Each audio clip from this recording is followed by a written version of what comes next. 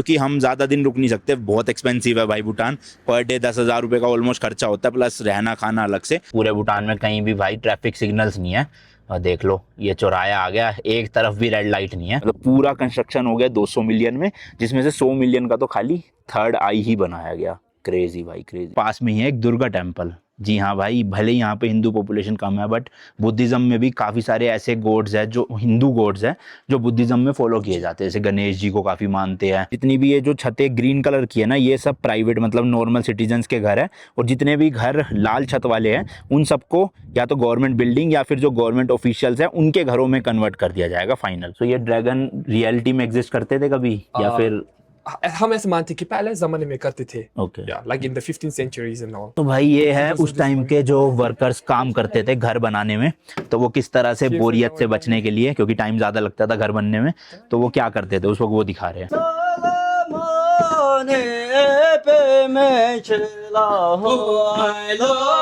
हम ऐसे मानते कि जब हम मर जाते हैं तो हमारा आत्मा उनका सामने पेश होता है through the judgment day।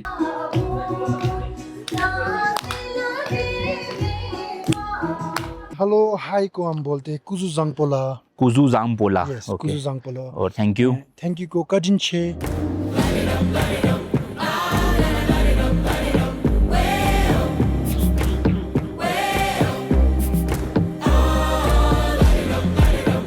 तो जी कुछ इस तरह का नज़ारा है थिम्पू सिटी का हमारे होटल की बालकनी से। सामने देखो मस्त भाई पहाड़ियाँ ही पहाड़ियाँ, और ऐसे सिमिलर से दिखने वाले बाहर से मतलब पूरे सेम टू सेम घर, क्योंकि हर उनकी खिड़कियाँ दरवाजे ना ट्रेडिशनली सेम से लगते हैं बिल्कुल। आज बाकी भाई हमारा India to Bhutan road trip का डे नंबर 6 है। कल हम पहुंच गए थे भाई फुनसुलिंग से थिम्पू, जो कि के भूटान की कैपिटल सिटी है। एंड आज भाई हम अपनी स्कॉर्पियन को प्रॉपरली थिम्पू सिटी में चलाएंगे, यहाँ की सारी प्लेसेस एक्सप्लोर करेंगे। गाइड ऑलरेडी हमारे नीचे आ चुके हैं, तो उनसे मिलते हैं, पूछते हैं कहाँ कहाँ ले जाने वाले हमें वो। और आज ना मतलब फर्स्ट इंप्रेशन जो भूटान का प्रॉपर, वो आज देखने को मिलेगा आपको, क्योंकि ये बड़ा शहर है, प्रॉपर सिटी है, यहाँ पे ज्यादा पॉपुलेशन रहती है। जो फुनसुलिंग था वो बड़ा तो था शहर, बट इतनी पॉपुलेशन वहाँ नहीं रहती थी जितनी यहाँ पे है। तो एक तरह से आज के व्लॉग में ना आपको भूटान का फर्स्ट इंप्रेशन देखने को मिलेगा, वो भी अपनी स्कॉर्पियो एन में। ठीक है जी, तो लेट्स गो चलते हैं। देखो यहाँ का बस स्टैंड भाई इस तरह का है, मतलब बस स्टैंड क्या है, वो छोटा सा जो बस स्टॉप होता है वो है ये। यहाँ पे बसेस वगैरह रुकती है, और ये कार पार्किंग वगैरह बना रखी है। बाकी ये सब अलग अलग चीज़ें हैं, जैसे कि ये देखो national pension and provident fund, ये अपने इंडिया में भी ऑफिस होते हैं, पर भाई लग रही है गवर्नमेंट बिल्डिंग है कहीं से, मतलब ट्रेडिशनल होटल सा लग रहा है कोई ऐसा, है ना। बाकी पीछे पहाड़ है, और पहाड़ मस्त है एकदम। तो आज अच्छी खासी धूप है, चलो ठंड इतनी नहीं लगेगी, बट रात को टेम्परेचर -5 डिग्री पहुंच चुका था, लिटरली -5 भाई। तो आज शाम को भी मुझे लग रहा है ठंड होएगी, इसलिए मैंने अंदर भी मोटी पहन ली, ऊपर जैकेट भी मोटी। बाकी ये हमारा होटल है थिम्पू सिटी में, 2 अलग अलग बेड थे, इन्होंने हीटर दे दिया था, एक ये रहा, एक वहाँ पे वो रहा। बाकी बाथरूम भी ठीक ठाक सही था। ये देखो भाई इस तरह का ये बिल्डिंग ना भाई, भले ही दिखने में पुरानी ऐसे ट्रेडिशनल सी लगती है, बट फैसिलिटीज सारी होती है, जैसे लिफ्ट भी लगी हुई है। Let's go. Hello good morning. जो होटल है उसका नाम है होटल थिम्पू सेंट्रल। नीचे इनकी ये पार्किंग भी है गाड़ी लगाने की, हमने गाड़ी अपनी यहाँ लगा दी थी, ये खड़ी हुई है बीच सामने आपके। हाँ कोई ना कोई हटानी पड़ेगी तभी निकल पाएगी। एंड ये देखो भाई ये है होटल। तो बाहर से लग रहा है ना पूरा ट्रेडिशनल ऐसे पुराने ज़माने टाइप का, लेकिन अंदर से भाई पूरा मॉडर्न है, हर फैसिलिटी मिलेगी ऐसी। ये देखो भाई यहाँ भी ये बिल्डिंग पूरी बाहर से लग रही होगी कि पुराने ज़माने की है, बट अंदर से फैसिलिटीज सारी है यहाँ पे भी। बाकी ये जो आपको जगह जगह पे फोटोज देखने को मिलेगी, ये यहाँ के किंग है, किंग और उनके बेटे, मतलब बेटे जो है वो अभी रिसेंट किंग है, और वो उनसे पुराने किंग। अभी ये 4th किंग है ना जो उनके बेटे हैं।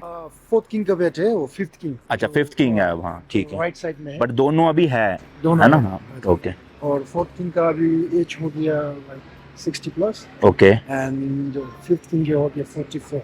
ओ 65, 60 + 44। तो जो लेफ्ट में आप देख रहे हो उनकी एज है 44, और जो राइट में देख रहे हो उनकी 60+ है। तो मतलब उनकी शादी बहुत जल्दी हो गई थी जो किंग थे। जो किंग के हाँ। 2000 and नहीं वो कितनी एज के थे जब उनकी शादी हो गई थी?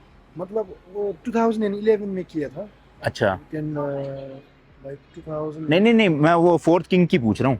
4th किंग की। हाँ 4th किंग तो 80s में हुआ था। बट इन जैसे उनके और उनके बेटे के बीच में एज डिफरेंस ज्यादा नहीं है ना, 16-17 साल का ही है, हाँ। तो मतलब जल्दी शादी हो गई थी ना, वही तो मैं सोचूं भाई। चलो निकलते हैं, गाड़ी हटवा रहे हैं वो। अच्छा, भूटान एज अ कंट्री की लैंड एरिया वाइज बात करें ना तो वर्ल्ड की 133वें नंबर पे आती है कंट्री, क्योंकि यहाँ का जो टोटल एरिया है ना वो है केवल और केवल सिर्फ 38,394 square kilometre. And population wise बात करें तो वर्ल्ड की 160th कंट्री है ये, क्योंकि यहाँ पे सिर्फ अराउंड 7,27,000 लोग रहते हैं। जी हाँ भाई, सिर्फ 7.5 लाख के आसपास लोग। मतलब देख रहे हो भाई, पूरे कंट्री की पॉपुलेशन दिल्ली से भी बहुत कम है। दिल्ली की एग्जैक्ट पॉपुलेशन कितनी है नीचे कमेंट्स में जरूर बताना। तो एक करेक्शन है भाई, जो फोर्थ किंग है उनकी एज लगभग 70 ईयर्स है, जो उनके बेटे हैं उनकी 44, तो दोनों के बीच में 26 साल का डिफरेंस है। क्योंकि पहले 16 साल का बन रहा था तो वो थोड़ा सा अजीब लग रहा था, बट 26 साल तो ठीक है। फिर बाकी ये पीछे वाली गाड़ी किसकी है पता नहीं चल पाया, तो ये शायद आगे वाली हटवा के निकलवाएंगे वहां से, तो फिर निकाल लेते हैं हम भी जल्दी जल्दी। तो जैसे कि मैंने आपको बताया, थिम्पू जो है वो भूटान की कैपिटल सिटी है। यहाँ की 3 बड़ी सिटी है। नंबर 1 पे आती है थिम्पू, नंबर 2 पे आती है फुनसुलिंग जो बॉर्डर के पास थी जहाँ पे हम कल थे, और जो 3rd सिटी है वो है पारो। मतलब ये लैंड एरिया और पॉपुलेशन वाइज बात हो रही है। और जो फुनसुलिंग है ना वो भाई यहाँ का फाइनेंशियल हब है, और थिम्पू कैपिटल सिटी है। तो थिम्पू में हमारे लिए देखने लायक ऐसे टूरिस्ट क्या क्या चीजें हैं? So in Thimphu, first of all, most of the tourists इधर food enjoy करते हैं, क्योंकि Food. for the food, because Okay. we get here the authentic dishes. Okay. And also Yeah, you can- and also इधर से जाके हम first the most eye catching view होता है उधर बुद्धा दौरदिनमा में। ओके, बुद्धा स्तूपा है वहाँ हाँ, पे। बुद्धा स्तूपा है। ठीक है। और उधर से आके most of the tourists they enjoy the Simply Bhutan Museum. Okay, उधर सुना है जाके मैंने उसके बारे में। and also to the Takin Preserving Center. Okay, वहाँ पे क्या? उधर है हमारा नेशनल एनिमल है, ओके। जो उधर जाता है। और उधर से आके we have a great view points of the Dzong, Tashi Chezong, Okay. and Parliament, and even the Supreme Court. Supreme उधर से जाके हम and there is the flag dehosting Okay. in the Tashi Chezong at 5. ये टासीजियोंग जो है वो क्या चीज है? और टाशी चेजोंग है वो कैपिटल का जोंग है। हम जैसे हमारा देश में 20 डिस्ट्रिक्ट है, 20 डिस्ट्रिक्ट में 20 जोंग होता है। ओके। ओके, एंड जो टाशी चेजोंग है उधर ऐसे जैसे हम आपको बताया था, we have 2 system, dual system, जैसे administrative side and the monastic body. यहाँ पे भूटान में क्या है, कॉन्स्टिट्यूशनल मोनार्की चलती है, यानी कि डेमोक्रेसी तो है ही है, प्राइम मिनिस्टर जो होंगे वो भी है यहाँ पे, लेकिन यहाँ पे किंग भी जो है वो रूल करते हैं ना। किंग है वो हेड ऑफ द स्टेट होता है। हाँ। जो पावर होता है वो प्राइम मिनिस्टर में होता है। Okay. जैसे एवरी आफ्टर 5 years चेंज होता है। तो बेसिकली इंडिया में जैसे प्राइम मिनिस्टर के पास पावर है और उनके ऊपर फिर प्रेसिडेंट आते हैं, तो प्रेसिडेंट की जगह यहाँ पे किंग ऑपरेट करते हैं। जो भी फाइनल अप्रूवल होता है वो एक बार किंग के पास जरूर जाता है साइन के लिए, ना। ठीक है। और जैसे भी मॉन्यूमेंट्स एंड एंटीक देखने के लिए हम लोग फिर उधर से आके, and even the textile of Bhutan, and we have a royal textile academy here. Okay. उधर भी जाके हमारा बुजुर्ग लोग ने कैसे बनाया था टेक्सटाइल फैब्रिक एंड एवरीथिंग, वो जाके देखता है। And adding to this one, and also we go Tashi Chhodzong में अंदर जाके, जैसे भी टाशी चेजोंग में we have assembly ground, and also we have courtyard.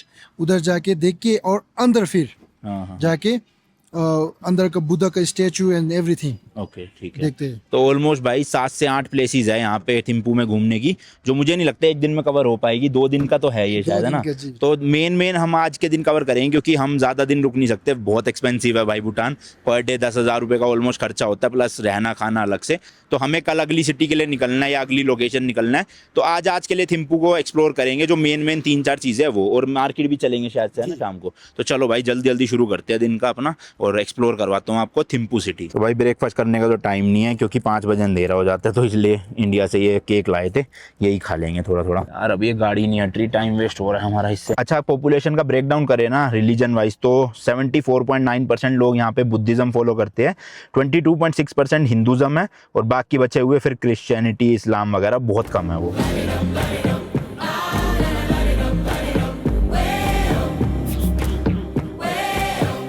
चलो भाई चलो, फाइनली गाड़ी निकल गई है, लेट्स गो। पास ही है जहाँ पे अभी हमें जाना है ना, फर्स्ट बुद्धा स्तूपा पे। और कल वाली वीडियो में मैंने आपको बताया था कि पूरे भूटान में कहीं भी भाई ट्रैफिक सिग्नल्स नहीं है। और देख लो ये चौराया आ गया, एक तरफ भी रेड लाइट नहीं है, ना तो लेफ्ट के लिए, राइट के लिए, ना स्ट्रेट के लिए, सीधा जाना है ना। देखो अभी हमें क्या खुद से अंडरस्टैंडिंग करनी पड़ेगी, जैसे सामने से गाड़ी आ रही है तो मैं रुक गया खुद से, अब जब ये गाड़ियाँ पास हो जाएगी मुझे लगेगा कि अब कोई नहीं है, तब मैं अपनी गाड़ी निकाल सकता हूँ इस तरह से। तो ऐसी भाई दूसरे भी आपके लिए रुका करेंगे, जब उनको लगेगा कि हमारा निकलना पहले वो है तो वो लोग अपने आप रोक देते हैं। सेम केस होता है पेडेस्ट्रियन में कि किसी को पैदल रोड क्रॉस करनी होती है तो गाड़ी वाले खुद से रोक लेते हैं, जबकि यहाँ पे ट्रैफिक सिग्नल वगैरह कुछ नहीं है। और पुलिस भी दिखेगी ना, बहुत कम दिखेगी आपको, तो ज़्यादातर तो वही है भाई, लोग ही अपना अंडरस्टैंडिंग के साथ चलते हैं सब। और भूटान ना भाई पूरे वर्ल्ड में एक लौती कंट्री है जो कि के कार्बन नेगेटिव है। इसका मतलब क्या होता है, जितनी भी एक कंट्री पोल्यूशन मतलब कार्बन डाइऑक्साइड प्रोड्यूस करती है उससे ज़्यादा वो इनटेक करती है, यानी कि मतलब इस कंट्री का जो फॉरेस्ट एरिया है ना वो है अराउंड 72% का। तो इसलिए यहाँ पे पेड़ पौधे ग्रीनरी बहुत तगड़ी है, जिसकी वजह से इतना ज़्यादा कार्बन डाइऑक्साइड नहीं फैलता। इसलिए भूटान की ना यही पॉलिसी है भाई कि भले ही टूरिस्ट कम आए बट अच्छे टूरिस्ट आने चाहिए, और इनकी जो एक तरह से एनवायरनमेंट है या फिर जो इनके मतलब ट्रेडिशंस है वो प्रिजर्व्ड रहे। ज़्यादा लोग आएंगे तो पता ही है आपको भाई, फिर गंदगी फैलती है, ज़्यादा होटल्स बनवाने पड़ेंगे, ज़्यादा वो करना पड़ेगा, जिसकी वजह से ज़्यादा फॉरेस्ट एरिया काटना पड़ेगा। तो भले ही टूरिस्ट कम आए बट अच्छे टूरिस्ट आए।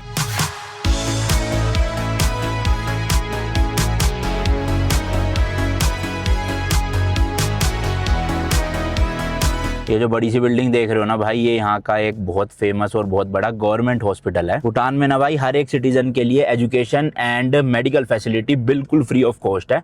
और मतलब ऐसा नहीं है कि भाई फ्री ऑफ कॉस्ट है तो हॉस्पिटल जो होंगे गवर्नमेंट वाले वो बकवास से होंगे, एक नंबर के बना रखे, देख ही सकते हो आप कितनी बड़ी बिल्डिंग थी। मतलब प्राइवेट हॉस्पिटल्स भी है यहाँ पे 2-3, बट गवर्नमेंट हॉस्पिटल्स के हाल अच्छे हैं तो लोग वहीं पे ही करते हैं। और हमारे जो गाइड है वो ये बता रहे थे कि अगर कोई अच्छा मतलब मेरिट लाके और फॉरेन में पढ़ना चाहता है तो गवर्नमेंट उसको भी फुल्ली स्पॉन्सर कर देती है पढ़ाई के लिए। और दूसरी चीज़ मेडिकल के लिए भी कर देती है गवर्नमेंट स्पॉन्सर। जी, मेडिकल के लिए। जैसे किसी की कोई ऐसी सर्जरी है, ऐसा ऑपरेशन है जो यहाँ पे नहीं हो पा रहा है, तो वो अगर इंडिया से या किसी और देश से जाके करवाएगा तो गवर्नमेंट वो भी स्पॉन्सर कर देगी भाई, लिटरली। तो देख लो, छोटा देश, छोटी पॉपुलेशन होने के थोड़े से ये फ़ायदे तो है। बट आप सोचोगे भाई गवर्नमेंट इतना खर्चा कर तो रही है, कमा कहाँ से रही है, खाली टूरिज्म सेक्टर से तो इतना पैसा बन नहीं सकता। तो उसके बारे में भी अभी बात करेंगे अच्छे से कि भूटान जो है वो रेवेन्यू जनरेट कैसे करता है। तो भाई प्रॉपर ना हिल के ऊपर है बुद्धा स्तूपा, इसलिए ऐसे चढ़ाई चढ़नी पड़ रही है। और रास्ते में ना आपको ये लेफ्ट साइड और कभी कभी राइट साइड भी ऐसे येलो कलर के फ्लैग्स दिखेंगे। तो ये फ्लैग्स मेनली, इसमें ना एक पोएम लिखी हुई है यहाँ के किंग के लिए। सो बेसिकली जो ये फ्लैग का कलर है ये दिखाता है कि किंग की जो लाइफ है वो मतलब अच्छे से और प्रोस्पेरिटी के साथ रहे, राइट।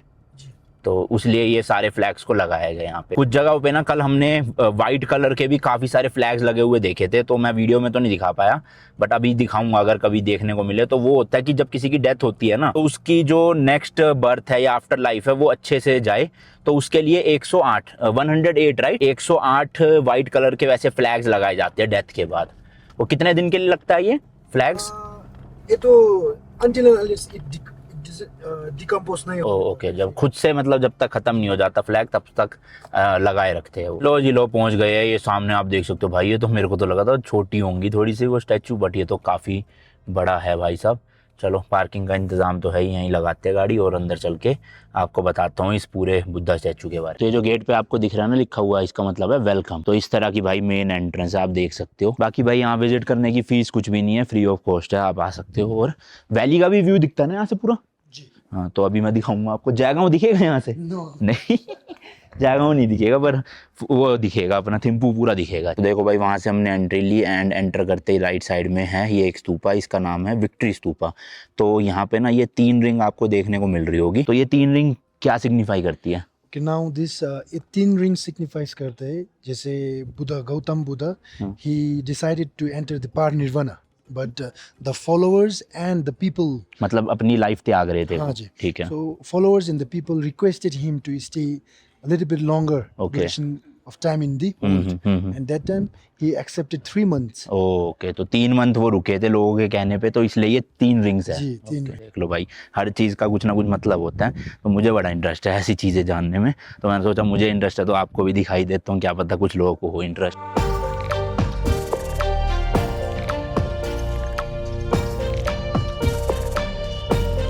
बाकी भाई फ्री वॉशरूम भी बने हुए टूरिस्ट के लिए यहाँ पर, अभी ना ये साइट प्रॉपरली मतलब फाइनल नहीं हुई है।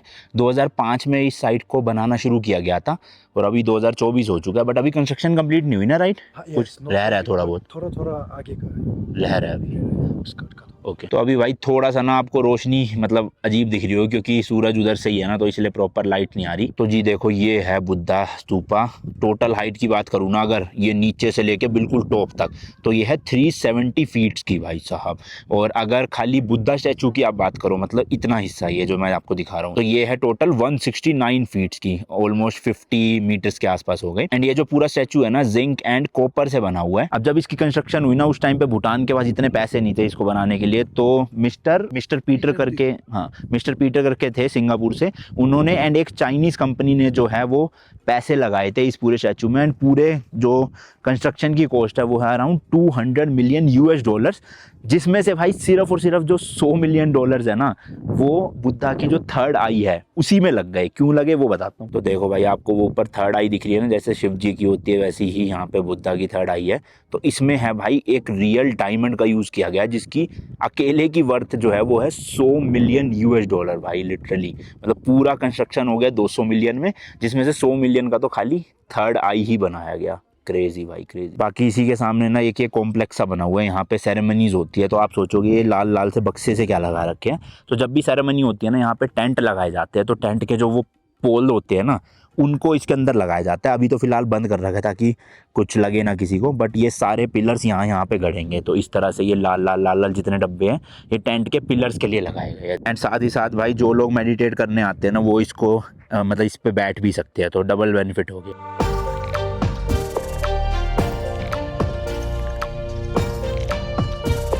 एंड साथ ही साथ भाई जो इनका हाथ है ना, हाथ और जो फेस है इस पे जो है वो सोने का पानी भी मतलब टचअप भी किया गया है गोल्ड से, तो इसलिए थोड़ी सी मतलब कॉस्ट ऐड हो जाती है इसमें। तो इंडियन करेंसी में बात करें तो भाई 1600 करोड़ रुपीज़ लगे हैं यहाँ पे, 200 मिलियन यूएस डॉलर। और भूटान की करेंसी और इंडिया की करेंसी ऑलमोस्ट सेम ही है, 1:1 का रेशियो चलता है।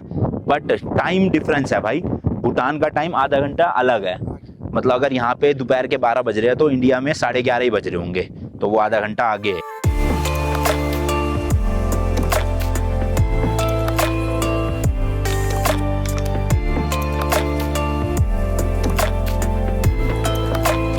चलो भाई अब चढ़ते हैं यहाँ से हम ऊपर, और अंदर भी जा सकते हैं बट वहाँ पे फोटोज या वीडियोज लेना अलाउड नहीं है, तो हम होके आ जाते हैं, फिर आपको नीचे आके बताऊंगा क्या है। तो लो जी ऊपर चढ़ गए हैं। तो इस तरह का ये पूरा स्ट्रक्चर है। अभी नीचे मतलब 2 फ्लोर है, एक ये ग्राउंड फ्लोर और एक ऊपर फर्स्ट फ्लोर। देन उसके ऊपर से जो है वो बुद्धा स्टैचू को शुरू किया गया। बाकी ये जो आप मूर्तियाँ देख रहे हो ना ये यहाँ के फीमेल गॉडेसेस हैं सारे के सारे।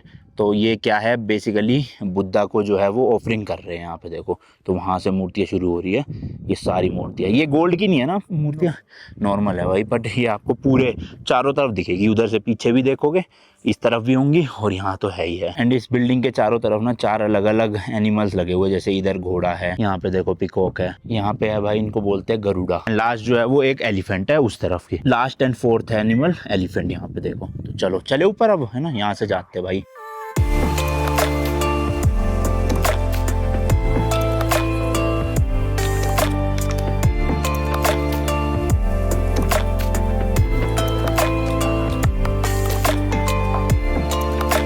भाई 9 to 5 टाइमिंग है और लंच चलता है 1 से 2, पर आज ये बंद पड़ा है यहाँ पे तो अंदर नहीं जा सकते। बाकी ये रहा भाई पूरे थिम्पू सिटी का व्यू। और वो देखो सामने दिख रही है आपको ये वाइट और रेड बिल्डिंग, इसे कहते हैं भाई ताशी शुजोंग। ये बेसिकली यहाँ पे भाई मंक्स रहते हैं और जो यहाँ के राजा उनका ऑफिस भी है यहाँ पे।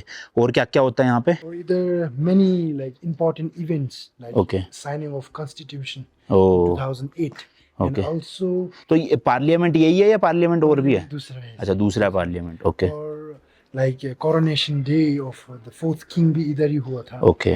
and the royal wedding भी इधर ही हुआ था। अच्छा वेडिंग भी यही होती है रॉयल? मगर इधर भी होता है और डिफरेंट एरियाज में भी होता है, उनका भी हुआ, इधर भी हुआ था। Okay And also like we have Sichu, the festival in Thimphu. Okay We have different from the different district there is different Sichus.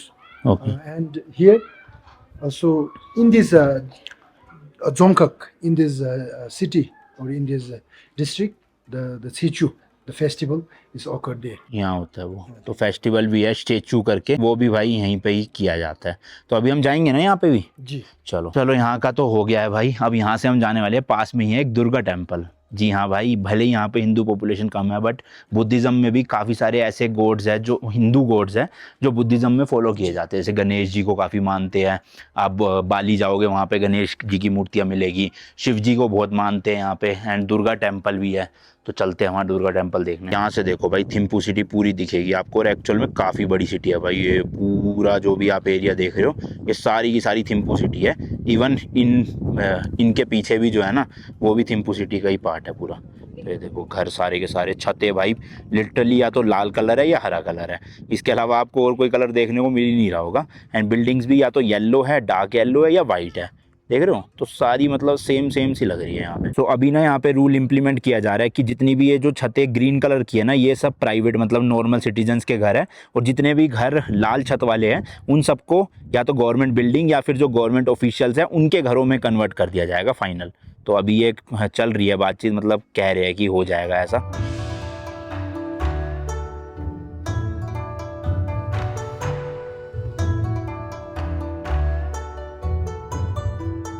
चलो भाई पहुंच गए। यहाँ भी वो देखो गेट सा बना हुआ है और पार्किंग भी बनी हुई है, तो यहीं गाड़ी पार्क कर देते हैं। तो ये आए हम दुर्गा जी के टेम्पल में। यहाँ लिखा भी हुआ है भाई, जो भी लोग आ रहे हैं फॉर्मल ड्रेसेस में आना, मतलब शॉर्ट्स या स्कर्ट्स पहन के अलाउड नहीं है यहाँ पे आना। इधर से एंट्री।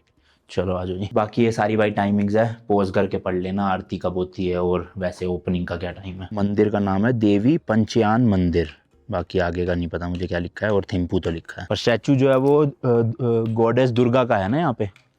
चलो आओ देखते हैं भाई। बंद है मंदिर तो या ओपन है? ये देखो भाई, मंदिर भी ना वैसे ही स्टाइल की बिल्डिंग में बनाया गया है। ये स्टाइल ना आपको ज़्यादातर नेपाल, भूटान या तिब्बत वगैरह में बहुत देखने को मिलेगा, कि छत जो होती है वो अलग अलग ऐसे लेयर्स में बनी होती है। क्या बोलते हैं इन बिल्डिंग को? पगोडा स्टाइल ना, कुछ ऐसा कुछ बोलते थे शायद। आई गेस आर्किटेक्चर को पगोडा आर्किटेक्चर बोलते हैं। कमेंट्स में बता देना गलत हूँ तो। अगर ये मंदिर ना यहाँ के किंग ने 2019 में गिफ्ट दिया था जो यहाँ की हिंदू पॉपुलेशन है ना उनको लिए। हालांकि है काफ़ी कम पॉपुलेशन, 20-22%, बट स्टिल भाई देख लो, हर धर्म का जो है यहाँ पे ध्यान रखा गया है उसको। यहाँ देखो भाई, शिव जी की भी वो है बड़ी सी तस्वीर, पेंटिंग है ना, या प्रिंट है? प्रिंट है, बैनर है। हाँ बताओ, भूटान जैसे देश में आपको 9 ग्रह देखने को मिल गए।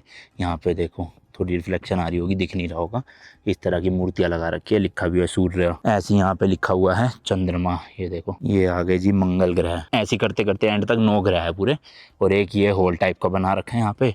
मेरे ख्याल से कीर्तन वगैरह होता होगा जब। इधर बाकी जी एक शिवलिंग है, शिवलिंग की भी पूजा कर सकते हो आप आके यहाँ पर। इस तरह से देखो, अच्छे मेंटेन कर रखा है यार, साफ सफाई है प्रॉपर।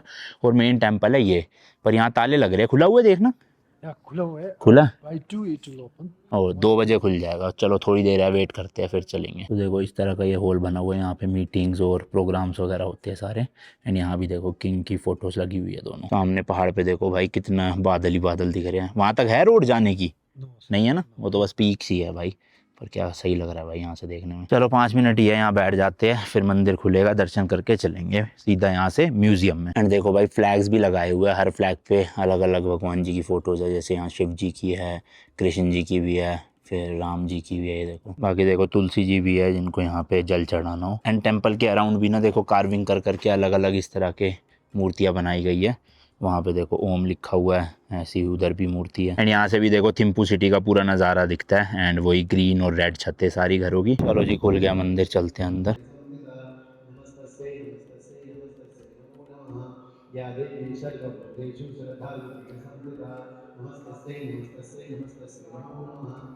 चलो जी दर्शन हो गया। अंदर पंडित जी भी थे, तिलक भी लगा दिया उन्होंने और प्रसाद भी दे दिया, चन्नामृत भी था।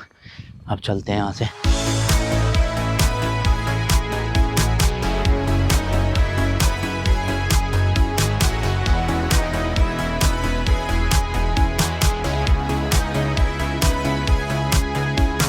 लो जी ये आ गया है सिंपली भूटान म्यूजियम। यहाँ देखो भाई टर्फ फुटबॉल चल रहा है, अपने वहाँ भी काफ़ी फेमस हो गए है अब ये। मेनली तो क्रिकेट हुआ है पर फुटबॉल भी खेलते हैं काफ़ी। और यहाँ भी देखो जाल वाल लगा के ना खेल रहे हैं। तो म्यूजियम तो ये है सामने, बट उससे पहले यहाँ से हमें टिकट लेनी पड़ेगी भाई। एंड ये है नाम simply Bhutan a living museum, Thimphu में है। तो चलो फीस मतलब पर्ची कटवाते हैं अपनी। पर पर्सन 1000 रुपीज़ फीस है। चाहे यहाँ के 1000 देख लो, चाहे इंडिया के देख लो, कहीं के भी पे कर सकते हो, सब चलता है। एंड टाइम जो है वो हर रोज़ 9:30 बजे से 5 बजे तक है। ये देख सकते हो आप। ये देखो इस तरह की टिकट है भाई, 2000 रुपये की, हम 2 लोगों की। ओ तो एंट्री भी यहाँ से है, मुझे लगा वो वाला है, वो कुछ और है भाई। तो यहाँ से एंट्री होगी इस तरह से भाई। चलो जी, हमारा नंबर भी आ चुका है यहाँ पे।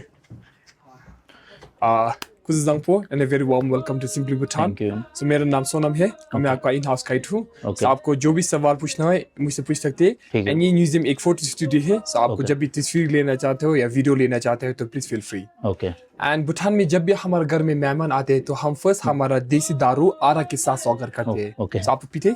No we don't drink alcohol. Then no worries, हम आपको बाद में रेस्टोरेंट में मक्खन चाय पिलाएंगे। ओके एंड देन मैं आपको फिर ये तस्वीर के बारे में बताता हूँ। So if you not comfortable you can stand up as well.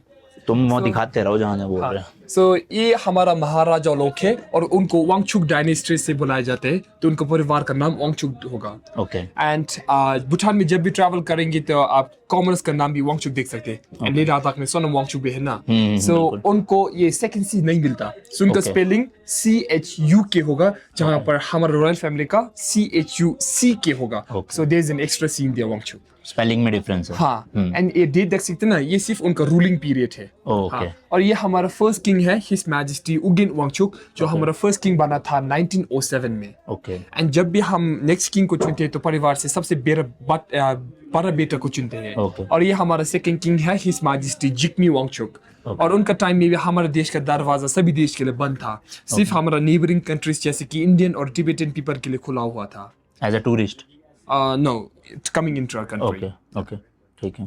And ये हमारा थर्ड किंग है हिज मैजेस्टी जिग्मी दोजी वांगचुक, और उनको famously father of modern Bhutan भी बुलाया जाता है। Okay. क्योंकि उन्होंने हमारे देश का दरवाजा सभी देश के लिए खोला था और बहुत मॉडर्नाइजेशन भी लाया था। बट अनफॉर्चुनेटली हमारा थर्ड किंग बहुत पहले ही गुजर गया, 44 की एज में गुजर गया। तो इनका जो पीरियड था वो 1952 से 1972 20 इयर्स रूल किया हाँ इन्होंने। जी, सही बोला। Okay. और यहाँ पर तस्वीर देख सकते हैं ना, इसमें हमारा थर्ड किंग है, उनका क्वीन आपका नेहरू जी और इंदिरा गांधी जी भी है, जो भूटान में आया था 1958 में। ओके ठीक है। और ये हमारा फोर्थ किंग है हिज मैजेस्टी जिग्मी सिंगे वांगचुक, और उनका पिताजी बहुत पहले ही गुजर गए थे ना, इसलिए उनको 17 इयर्स ओल्ड में महाराजा बनाया था। तो हमारा हिस्ट्री का अभी तक का सबसे यंगेस्ट किंग है। He is alive right now. Yes, he is still alive right now, he is 69 years old. Okay और हमारा fourth king has passed on his throne to his eldest son in 2006। And ये हमारा अभी का और हमारा 5वां महाराजा है his majesty Jigme Khesar Namgyel Wangchuck. Okay ठीक है। तो ये वाले जो 4th and 5th किंग है, मैंने आपको सुबह भी उनकी फोटोज दिखाई थी। ठीक है ओके। एंड अब ये सफेद कपड़ा देख सकते हैं ना, हम इसको खादर बोलते हैं। खादर ओके। एंड हम ये बहुत चीजें के लिए यूज करते हैं, जैसे कि मेहमान को स्वागत करने के लिए है, पूजा करने के लिए, सेलिब्रेशन के लिए। पर यहाँ पर इसलिए दिखाने के लिए यूज करते हैं कि आदमी अभी जिंदा है या गुजर गया। अगर ये तस्वीर के नीचे है मतलब जिंदा है, ऊपर है मतलब गुजर गया, जैसे कि ये 3। ओके सो बेसिकली ये दिखाओ पहले। अगर तस्वीर के नीचे लगा रखा है मतलब वो अभी अलाइव है, जिंदा है। और वो वाली जूम कर देना, और वो वाली तस्वीर में ऊपर लगा रखा है ये, तो इसका मतलब उनकी डेथ हो चुकी है। एंड यहाँ पर आप हमारा नेशनल फ्लैग देख सकते हैं। एंड आप देख सकते हैं ये 2 हिस्सों में बटा हुआ है। सो ये ऊपर येलो वन हमारा किंग का ऑथोरिटी और पावर सिंबलाइज करते हैं। ठीक है। और ये नीचे ऑरेंज वन हमारा रिलीजन बुद्धिज्म को सिंबलाइज करते हैं। ओके और ये white dragon symbolises peace and purity. Okay and the 4 jewels आप देख सकते हैं ना, यहाँ 4 जूल्स ये हमारा देश का वेल्थ को सिंबलाइज करते हैं। सो ये ड्रैगन रियलिटी में एग्जिस्ट करते थे कभी या फिर? हम ऐसे मानते कि पहले जमाने में करते थे। Okay like in the 15th centuries and all। Because जब हम तिब्बत गए थे वहाँ के जो लोग थे वो काफी बिलीव करते थे कि Yes. ड्रैगन्स एग्जिस्ट करते थे। हम भी बिलीव करते हैं। करते हैं ओके। पर किसी ने नहीं देखा है अभी हाँ, तक। सही बात है। जैसे हमने डायनासोर्स नहीं देखे।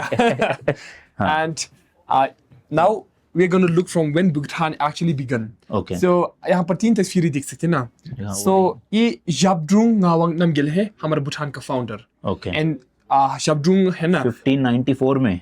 जो उनका जन्म का ये है। ओके, जन्म, ओके। yes। और वो तिब्बत से भूटान में आया था 1616 में। ओके यस, और उनका आने से पहले हमारा देश भूटान है ना छोटे छोटे देशों में बटा हुआ था, और उन्होंने यूनाइट करके भूटान बनाया था 1661 में। 1616 16 में ओके 1660। एंड उनका टाइम में उन्होंने एक ड्यूल सिस्टम बना दिया था। राजनीति और धर्म को दो हिस्सों में बटा दिया था। और ये राजनीति हमारा ड्रुक देसी देखता था, हम उनको ड्रुक देसी बोलते हैं, आप तो देवराजा बोलते हैं ना। और ये हमारा फर्स्ट ड्रुक देसी था, और ये हमारा 51st ड्रुक देसी जिग्मी नामग्याल, हमारा फर्स्ट किंग का पिताजी। और ये धर्मा हमारा धर्म राजा देखता था, हम उनको जे गेम्पो बोलते हैं। और ये हमारा फर्स्ट जे गेम्पो है, और ये हमारा अभी का हिस होलिनेस को जिल्मी छोटा 70 जे गेम्पो है, चीफ अबाउट ऑफ। हाँ जी। ओके, धर्म को जो भी काम दाम हो वो देखेगा। ओके, ठीक। एंड हम सब जानते हैं ना, ये तलवार और डाल तो हम पहले जमाने में वार के लिए यूज करते थे, पर ये तलवार हम अभी भी यूज करते हैं, और ये सिर्फ बड़ा आदमी को मिलता है हमारे किंग से। एंड अगर आपने किसी को तलवार यहाँ राइट साइड में लगा कर देखा तो मान लीजिए कि वो ये हमारा रॉयल फैमिली से है, prime minister, parliament member, secretaries लोग हैं, सिर्फ बड़ा आदमी को मिलता है। सो वो पूरा दिन लगा के चलते हैं ये सेरेमोनियल में वैसे नहीं, जनरली। हाँ, जनरली तो बहुत हेवी होगा ना, इसलिए सेरेमोनी में ऐसे जाएगा, ये ऑथोरिटी का सिंबल है। ओके, हाँ, ठीक है। ये रस्सी, ये बैग्स देख सकते हैं ना, ये सब याक का बाल का बना हुआ है। If you want to feel the texture, feel free. And this one? And this is what we use for blowing in the olden days, like the tong. शंख की तरह अपने इंडिया में जो शंख होता है वैसे ये बजा। And this bell is usually hung on the leader of the yak, so the rest can follow him by the sound. अभी भी या पहले? अभी भी। हाँ, and this is hanged on his tail, so the red color mark him as the leader. Okay, leader के लिए है बेसिकली दोनों। So now यहाँ पर हम पहला जमाने में घर कैसे बनाते हैं वो बताऊंगा। Okay. So हम इसको earth ramming method बोलते हैं, और ये एक लाल मिट्टी का घर है। Okay. So first हम एक ऐसा टेम्परी वुडन फ्रेम बनाते हैं लकड़ी का, फिर कोई लेबर लोग लाल मिट्टी ला के अंदर डालेंगे, और कोई लोग ऐसे कूटेंगे। So जब हम रेड मिट्टी है। हाँ, एंड जब हम ऐसे कूटते हैं तो ये लाल मिट्टी बहुत टाइट एंड कम्पैक्ट बन जाते हैं, बहुत मजबूत बन जाते हैं। एंड जब ये सूख जाते हैं तो हम इसको बाहर निकाल के थोड़ा ऊपर बना के हम फिर से करेंगे। So घर का ये दीवार बना रहे। एंड इस तरफ घर बनाने में बहुत देर लगता था, इसलिए वर्कर्स लोग गाना गा के मस्ती करके घर बनाते थे। और मेरे दोस्त लोग आपको पहले जमाने में कैसे करते हैं वो डेमोन्स्ट्रेट करेंगे। So ये था वो जिससे दबाते थे। आप भी अंदर जाके कर सकते हैं उनके साथ। You wanna try? Come on. Sure. That's the dufa. Okay. From here. Okay, तो भाई ये है उस टाइम के जो वर्कर्स काम करते थे घर बनाने में, तो वो किस तरह से बोरियत से बचने के लिए, क्योंकि टाइम ज्यादा लगता था घर बनने में, तो वो क्या करते थे उस वक्त वो दिखा रहे हैं।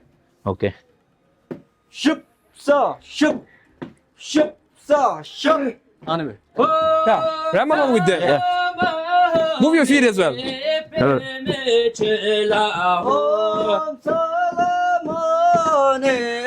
पे में चला हो लो सोची से या मिशी वे सोची वे माने पे में चला हो लो नु तेंगुरी नवी वे सोची सोले राले सोवे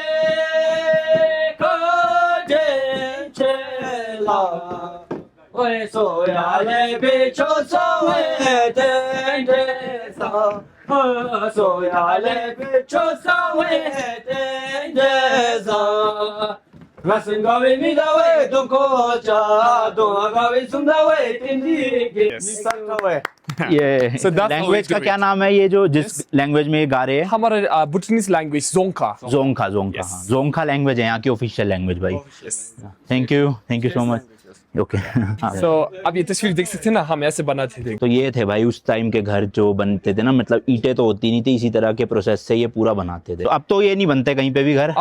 कहीं कहीं बनता है। बनते हैं, अभी भी बनते हैं। They still follow this method. तो एक नॉर्मल साइज घर में कितना टाइम लगता होगा बनाने में? 6 to 7 months. Okay, Yes. ठीक है। Okay. या And next this painting over here. So ये पेंटिंग हमारा annual Marks Dance Festival का पेंटिंग है। हम Okay. इसको छेचू बोलते हैं। फेचू। छेचू। अच्छा, जो वो आपने बताया था वहाँ पे हाँ, होता है। ओके। और ये फेस्टिवल साल में सिर्फ 3 दिन के लिए होता है। कब? एंड भूटान में जितने भी डिस्ट्रिक्ट है ना, सब में होता है, बट डिफरेंट डेट में होता है। Okay. एंड थिम्पू में तो 10th day of the 10th month of the lunar calendar. So every year October. सितंबर या अक्टूबर में होगा, date changes every year. Okay, हाँ फिक्स नहीं है कुछ। हाँ जी, हाँ जी, क्योंकि लूनर और ये उनका तो वेस्टर्न का तो सन का है ना, इसलिए थोड़ा चेंज होता है। Okay. यस, एंड हमारा म्यूजियम में कुछ मार्क्स है, सो मैं इसका मतलब आपको वहाँ पर बताऊंगा। ओके, चलो अब वो मास्क दिखा रहे हैं भाई, कौन कौन से मास्क है और क्या क्या सिग्निफाई करते हैं। ठीक पर है? मार्क्स से पहले हम भूटान का कुछ म्यूजिकल इंस्ट्रूमेंट्स देखेंगे। Okay. सो ये हम इसको हम पीवंग बोलते हैं। पीवंग। मान लीजिए कि ये भूटानीज वायलिन जैसा है। आपका इंडिया में एक तारा है ना, हाँ, तो सिमिलर है, हमारा 2 तारा है। ओके, 2 तार, ठीक है। और हम इसको ड्रमनियन बोलते हैं। Okay. भूटान का ट्रेडिशनल गिटार जैसा है। ओके, हाँ जी। ठीक है। एंड आप वहाँ पर एक डिजाइन देख सकते हैं ना, हम इसको डिजाइन। छुसिन बोलते हैं। इसका मतलब सी मॉन्स्टर है, एक सी ओह, मॉन्स्टर। okay. एंड हम ऐसे मानते हैं कि विद दिस स्वीट टोन बुरी आत्मा को भगा देता है। ओके, ठीक है। एंड देन फाइनली इसको यांग चेन बोलते हैं। यांगचेन। आपका संतूर जैसे ही है। Okay. हम ये 2 स्टिक से बजाते हैं। सो है। फर्स्ट मैं आपको एक छोटा सा डेमोन्स्ट्रेशन दिखाता हूँ, फिर आप भी Okay. ट्राई करेंगे। या सो ऐसे पकड़ के हमें सिर्फ टैप करना होगा, ऐसे देखिए। एंड इसमें सारा गामा भी है, आप देख सकते हैं यहाँ पर।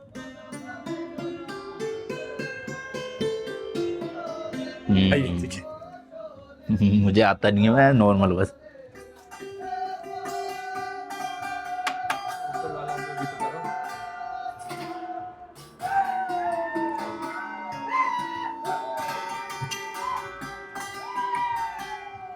Okay, sure.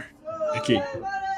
And now Marxist को देखते तो हैं। ये सब ट्रेडिशनल है या अभी भी अभी भी यूज use करते हैं, यूज होते use हैं? होता है। वो फेस्टिवल में होते हैं यूज ये सब? Festival, events, Okay. Tourist programme सब में होता है। हमारा जब भी ट्रेडिशनल म्यूजिक बनता है, ये करते हैं हम सब। Oh, okay. यूज करते हैं अभी भी। ओके, ओके, सो फर्स्ट हम इससे स्टार्ट करते हैं। हाँ। सो ये उस वही फेस्टिवल का जोकर है। ओके, सो उस फेस्टिवल के टाइम में वो क्राउड्स की बीच में जाता है, मार्च डांस के बीच में जाते हैं, बहुत मस्ती करके आपको हंसने देता है। और हम इसको आचारा बोलते हैं। आसारा। एंड द वर्ड आचार्य है ना, ये संस्कृत का वर्ड आचार्य से लाया हुआ आचार्य, है। okay. एंड आचार्य का मतलब गुरु है। गुरु है। So इसी हमें उनका रूल ऐसे नहीं मिलता।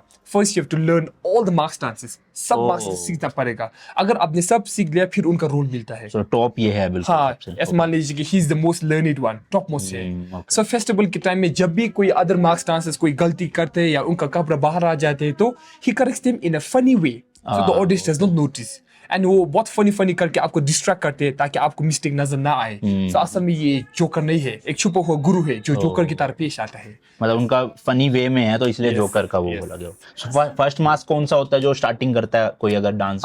स्टार्टिंग तो इन मोस्ट केसेस ये करते हैं, ये ग्रीन वाले ना? क्योंकि we believe that it purifies the ground as well. Okay, ठीक। फिर हम इसको देखते हैं। सो ये हमारा लॉट ऑफ डेथ है। मान लीजिए कि हमारा यमराज जैसा है। ओके, ये गॉड ऑफ कंपैशन है जो आपका अच्छा कर्म का रिकॉर्ड रखते हैं। और ये गॉड ऑफ फिजिकल स्ट्रेंथ है जो आपको बुरा कर्म का रिकॉर्ड रखते हैं। सो हम ऐसे मानते हैं कि जब हम मर जाते हैं तो हमारा आत्मा उनका सामने पेश होता है through the judgement day. Okay, and ये आपका सब अच्छा कर्म दिखाते हैं एंड ये आपका बुरा कर्म दिखाएंगे। फिर ये आएगा आपका अच्छा और बुरा कर्म वे करने के लिए। Okay. अगर आपका अच्छा कर्म ज्यादा है तो हम ऐसे मानते हैं कि ये आपको स्वर्ग ले जाते हैं, नहीं तो ये आपको नरक ले जाते हैं। हाँ जी, सो बुद्धिस्ट कल्चर में भी मतलब है स्वर्ग? हाँ, सही बोला। ओके, एंड इसको हम विक्ट्री मार्क्स डांस बोलते हैं। Okay. Victorious masks dance. And ये एक रेडफुल फॉर्म ऑफ बुद्धा है। ओके, एंड आप उनका सामने असर में 5 स्कल्स देख सकते हैं ना, ये 5 पॉइजन्स ऑफ ह्यूमन माइंड को रिप्रेजेंट करते हैं। Okay. एंड हम ये 5 को ऐसे कंसिडर करते हैं: jealousy, greed, pride, ignorance and anger. जैसे कि आप हिंदी में काम, क्रोध, लोभ, मोह बोलते हैं ना, ऐसे ही बिल्कुल, 5। okay. एंड हम ऐसे मानते हैं कि अगर आपने इस 5 को छोड़ दिया तो हम बुद्धा बन जाएंगे, we will attain enlightenment. And जब बन जाते हैं तो हमारा तीसरा आंख भी खुल जाता है ऐसे। एंड फिर इस 4 को देखेंगे। सो हम इस 4 को 4 मिथिकल एनिमल बोलते हैं जो असल में नहीं है। ओके, सो ये टाइगर देख सकते हैं ना आंख के साथ, हाँ, ये स्नो लायन है, गरुड़ा तो आप जानती है, बिल्कुल। And dragon.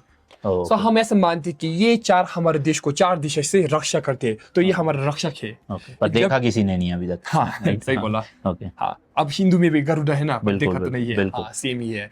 एंड भूटान में जब भी ट्रैवल करेंगे तो किसी के घर की दीवार में ये 4 पेंट किया देख सकते हैं, या उनका मार्क्सिस्ट हमारे घर में लगा फिर के भी देख सकते हैं। सो हम ऐसे मानते हैं कि ये 4 बुरी आत्मा और नेगेटिव एनर्जी को बाहर रख के गुड लक भी लाता है। ओके, एंड हम इसको स्टैक मार्क्स डांस बोलते हैं। And it is mainly perform to tame the earth spirit. Okay, Yes. तो ये फर्स्ट मास्क था, राइट? हाँ, मतलब हाँ, डांस फॉर्म में, ठीक है। एंड ये सब मार्क्सिस लकड़ी का बना है, हाथ से। लकड़ी का? हाँ जी, और फेस्टिवल के टाइम में ट्रेन पर्सन लोग या मॉन्क्स लोग इसको पहन के नाचते हैं। एंड जब भी हम इसको पहनते हैं तो हमारा आंख उनका मुंह में आते हैं, ऐसे हम मुंह से देखते हैं। Okay, okay, okay, so now इसको देख के शर्मिंदा मत हो जाइए, please don't feel offended. I think this might be something unique for you. या सो हमारा फर्टिलिटी गार्डन या फालस गार्डन में स्वागत है। एंड आप यहाँ पर पेंटिंग देख सकते हैं ना, ये हमारा फर्टिलिटी भगवान है। ओके, और हम उनको लामा ट्रुक्पा किनले बोलते हैं। और ये एक इनलाइटेंड बुद्धिस्ट मास्टर है जो तिब्बत से भूटान में आया था 15th सेंचुरी में। ओके। और उनको फेमसली द डिवाइन मैथमैन भी बुलाया जाता है। और उनको डिवाइन मैथमैन इसीलिए बुलाया जाते हैं क्योंकि उनका धर्म दिखाने का तरीका कुछ अलग ही है। His way of teaching the religion is quite sexual and vulgar. Okay. And हम जानते हैं ना, बाकी गुरु दारू नहीं पीते, they do not consume meat, लड़की के साथ नहीं सोते, जहाँ कि ये सब करते हैं। He is a womanizer. Okay. And his way of subduing the demon is quite unique as well. So हम जानते हैं कि other bhagwans use weapons like swords, point arrow, lightning bolt, जहाँ कि ये उनका लिंगा weapon जैसे यूज करते हैं। And हम ऐसे मानते हैं कि उनका लिंगा के पास सुपर नेचुरल पावर भी है, जैसे कि थंडरबॉल्ट और फायर भी। ओके। एंड अगर आप पुनाखा में जाएंगे तो उनका एक फर्टिलिटी मंदिर दिखेगा। भी है यहाँ। हाँ जी, जिसका नाम है छिमील हाकंग। छिमील हाकंग। हाँ जी। सो भूटान में अगर पति और पत्नी के बीच में बच्चा नहीं होता या उनका फर्टिलिटी प्रॉब्लम है तो हम डॉक्टर के पास नहीं जाते, हम उनका टेम्पल में जाते हैं। वहाँ पर हम एक छोटा सा प्रार्थना और पूजा करते हैं, उसके बाद असल में बच्चा भी होता है। Okay. And you must be wondering does it happen for real? So go to the temple, आप एक बहुत सा बड़ा एल्बम देखेंगे जहाँ पर बहुत बेबी का पिक्चर है जो सब वहाँ से ब्लेस हुआ है। एंड इंडिया में तो आप दरवाजा के बीच में नींबू और मिर्ची लगाते हैं ना बुरी नजर के लिए। बिल्कुल। ऐसे ही भूटान में हम उनका लिंगा ऐसे दरवाजा के बीच में लगाते हैं, वहाँ पर देख सकते हैं ना लाल वाला। जूम करके दिखा दो। या छत के ऊपर ऐसे 4 कॉर्नर्स पे लगाएंगे। ये वाला, ये वॉल में भी पेंट करते, की चेन्स भी बनाते, लॉकेट भी बनाते। सो भूटान में हम ऐसे मानते कि ये बुरी नजर और बुरी आत्मा को बाहर रखते हैं। Okay. इसलिए शर्मिंदा मत हो जाइए, सब जगह नहीं, दिखेंगे। बिल्कुल। ओके। एंड आपने हमारा नेशनल एनिमल टाकिन देखा? नहीं, अभी जाएंगे वहीं पे जाएंगे हम। सो टाकिन हमारा नेशनल एनिमल है और एक बहुत यूनिक एनिमल है। मान लीजिए कि 2 एनिमल का मिक्सचर है। सो टाकिन का शरीर है ना, गाय का शरीर है, सर बकरी का सर। एंड हम ऐसे मानते हैं कि उन्होंने बनाया था टाकिन को। ओके। और ये तस्वीर देख सकते हैं, आप नहीं देखा तो ये अभी आप तस्वीर में देख लो, अभी हम आपको चल के लाइव भी दिखाएंगे। ये जाने वाले हैं क्योंकि अम्मा शरीर गाय का, सर बकरी का, शरीर गाय का, सर बकरी का, हाइब्रिड एक तरह हाँ। का। ओ, उस टाइम के बर्तन में है ये सब। हाँ, हमारा रसोई है। सो हमारा रसोई में स्वागत है। सो आप गेस करिए ये क्या बनाने के लिए है? कुछ पीसने के लिए शायद। नहीं, फिर मैं हिंट देता हूँ। जो चीज हम इसमें बनाते हैं कृष्ण कन्हैया को बहुत अच्छा लगता है। ओ, बटर के लिए मक्खन। हाँ, मक्खन बनाते ओके, हैं। हाँ। सो तो मक्खन तो यूं नहीं करते। भूटान में तो हम कर्ड को अंदर डाल के सिर्फ ऊपर नीचे करते हैं, जहाँ की इंडिया में तो घुमाते हैं ना घुमाते ऐसे हैं, से। हाँ। पर भूटान में हम सिर्फ ऊपर नीचे करते हैं ओ, ऐसे। अंदर से देखो, ये हाँ। दिखाना एक बार। ये इस तरह से है, तो मेनली प्रेसिंग हो रही है एक तरह से। we beat it. हाँ, Yes. ओके। एंड जब हम ऐसे 30 और 40 मिनट्स के करते हैं तो मक्खन ऊपर आ जाते हैं। ओ। फिर हम मक्खन को निकाल के पहला जमाने में ऐसे डब्बा में रखते थे। तो ये हमारा मक्खन का डब्बा ये है। रियल है मक्खन? हाँ, मक्खन रियल है? हाँ, स्मेल करके देख सकते हैं। ओ, हाँ, हाँ। और ये डब्बा अंदर से लकड़ी का बना हुआ है और बाहर से बैम्बू का। Okay. सो ये बैम्बू और लकड़ी अंदर मक्खन को पिघलने नहीं देता, खराब नहीं होने देता। सो पहले जमाने में तो फ्रिज नहीं है, तो मक्खन को ऐसे लंबा देर के लिए रखते थे। okay. और ये मक्खन यहाँ पर 1 महीना प्लस हो गया, फिर भी फ्रेश है, देख सकते हैं ना। बिल्कुल। दे गुड इंसुलेटर। ओके। एंड आपने हमारा मक्खन चाय पिया? नहीं, अभी नहीं। ओह, नो वरीज, हम मक्खन चाय पिलाएंगे हमारा रेस्टोरेंट में। Okay. सो अभी हम कैसे बनाते हैं वो बताऊंगा। सो मक्खन चाय को हमारा लैंग्वेज में सूजा बोलते हैं। सूजा। हाँ, और इसको बनाने के लिए हम 4 इंग्रेडिएंट यूज करते हैं। सो हम मक्खन यूज करते, नमक, चाय पत्ती और गर्म पानी, सिर्फ इतना। दूध नहीं यूज करते, चीनी नहीं यूज करते। तो इस 4 को इसके अंदर डालेंगे, इसके अंदर डाल के हम ऐसे मिक्स करते थे। तो मान लीजिए कि ये हमारा पुराना जमाने का मिक्सर है, देख सकते हैं ना ऐसा। ओके। हाँ, एंड जब ये अच्छे से मिक्स हो जाते हैं तो हम गर्म करके आपको पिलाएंगे। ओके। एंड बाद में जब आप मक्खन चाय पियेंगे तो देखेंगे कि मक्खन चाय पिंक है कलर में। ओके। सो जो चाय पत्ती हम यूज करते हैं वो मक्खन चाय को पिंक बनाते हैं। तो देख सकते हैं ना, ये है चाय पत्ती। जब हम इसको बॉईल करते हैं तो लाल लाल बन जाते हैं, जब मक्खन डालते हैं तो पिंक बन जाते हैं। तो ये चाय पत्ती भूटान से ही है? हाँ हाँ हाँ हाँ। एंड देन ये हमारा ट्रेडिशनल प्लेट है। ओ, ओके। हाँ, लकड़ी का प्लेट। इसमें खाते हैं खाना? हाँ जी। एंड पहला जमाने में एक आदमी के पास एक पर्सनल प्लेट होगा। आप अपना नेबर के घर में खाना खाने जाएंगे ना, तब भी खुद का प्लेट ले जाना पड़ेगा, वो सिर्फ खाना देता है। सही है। हाँ। अच्छी मतलब बात है एक ही ना? प्लेट यूज कर रहे हो आप हर जगह पे। बर्तन नहीं धोने पड़ेगा। बिल्कुल सही है। एंड जब भी खाना खाते हैं तो इसमें सिर्फ चावल डालेंगे। सब्जी वगैरह हम ऐसे छोटे में डालते हैं, हम मिक्स नहीं करते। चावल यहाँ से खाएंगे, सब्जी यहाँ से खा के मुंह में मिक्स करेंगे, ओ, प्लेट में नहीं। ओके। एंड खाना खाने के अभी बाद- भी? अभी भी तो नहीं। अच्छा, पहले ही मतलब। हाँ, पहले जमाने में। हाँ, हाँ। एंड खाना खाने के बाद इस प्लेट को नहीं धोते, ओके। इंस्टेड एक अच्छा कवर से पोंछते हैं, क्योंकि हमने इसको लगातार धोया तो ये लकड़ी खराब हो जाएगा। इसलिए सिर्फ ओकेजनली धोते हैं। तो ये एक बर्तन ही पूरी लाइफ टाइम रहेगा उनके पास? लाइफ टाइम तो नहीं, 3-4 years। ओके, फिर चेंज कर देंगे। हाँ जी। ठीक है। एंड हम इसमें सिर्फ चावल डालते ना, इसलिए गंदा भी नहीं होता। ये भी है। एंड अगर पति और पत्नी के बीच में बहुत प्यार है तो ये प्लेट शेयर भी करते हैं। अच्छा, So similar यूजुअली हम ये ऊपर वाला पापा या लड़कों को देते और नीचे वाला मम्मी और लड़की को, क्योंकि हमें पता है कि मम्मी और लड़की परिवार का प्यार करते, केयर करते, जबकि पापा और लड़का परिवार का रक्षा करते। एंड हम इस प्लेट को दापा बोलते हैं। दापा। या आपको दिखना है सही है भाई, मतलब एक में ही 2 प्लेट्स हो गई। हाँ जी, सही बोला। सही है। ओके, टिफिन जैसे भी ले सकते हैं, आप देख सकते नहीं है। हाँ बिल्कुल। प्लस इसमें कुछ भी लिक्विड तो डालते नहीं है, चावल ही होते हैं सूखे, तो वो लीक नहीं करेंगे। हाँ जी, सही बोला। ठीक है। एंड देन आप गेस करो ये क्या बनाने के लिए हम ऐसे स्क्वीज करते हैं, और आप अंदर छोटा छोटा होल देख सकते हैं ना। दिखाओ, यहाँ दिखाओ। गेस करें। नींबू निचोड़ने के लिए। फिर मैं ये हिंट देता हूँ, 2 मिनट। 2 मिनट मतलब? हाँ, नूडल्स बनाते हैं। अच्छा, okay. Traditional buckwheat noodle. So पहले जमाने में तो हम फर्स्ट बकवीट से एक डो बनाएंगे, फिर इसके अंदर डाल के आप छोटे छोटे होल देख सकते हैं ना, हम सिर्फ दबाते थे और नीचे से नूडल आता है। ओके। एंड बाकी तो ये चूल्हा और ये पॉट आपके लिए बहुत कॉमन होगा। बिल्कुल, तो सेम ही है, मतलब इंडिया में भी ज्यादातर ऐसी चीजें थी Same ही पहले। है। सही। तो आपको ये ट्राई करने चाहिए। तो अंदर पानी है, आप असल में फील भी कर सकते हैं। आइए, एक पैर इसके ऊपर रखिए, फिर सिर्फ ऊपर नीचे टर्न करिए। सो अभी खाली पानी डाला हुआ है इसमें। हाँ, तो इससे भाई वो बटर वाली चाय बनती है, बटर टी। नाइस। बाकी ये ग्रेन्स के लिए ट्रोली वो है सारी, इसमें Storage चावल box। दाल वगैरह सब होते थे। ठीक है, डन। एंड आप यहाँ पर हमारा ट्रेडिशनल लैडर देख सकते हैं ना, 200 साल पुरानी है और एक लकड़ी का बना हुआ है। नो जॉइंट्स, नथिंग, सिर्फ एक। तो इसमें इतने से में पैर रखा कैसे जाता था? हाँ, ये बहुत नैरो है ना, तो बुठान में हम ऐसे सीधे नहीं चलते, हम साइड वेज जाते हैं। ओह, इजी है, आप ट्राई करो एक बार। Okay. साइड वेज चाहिए। हाँ।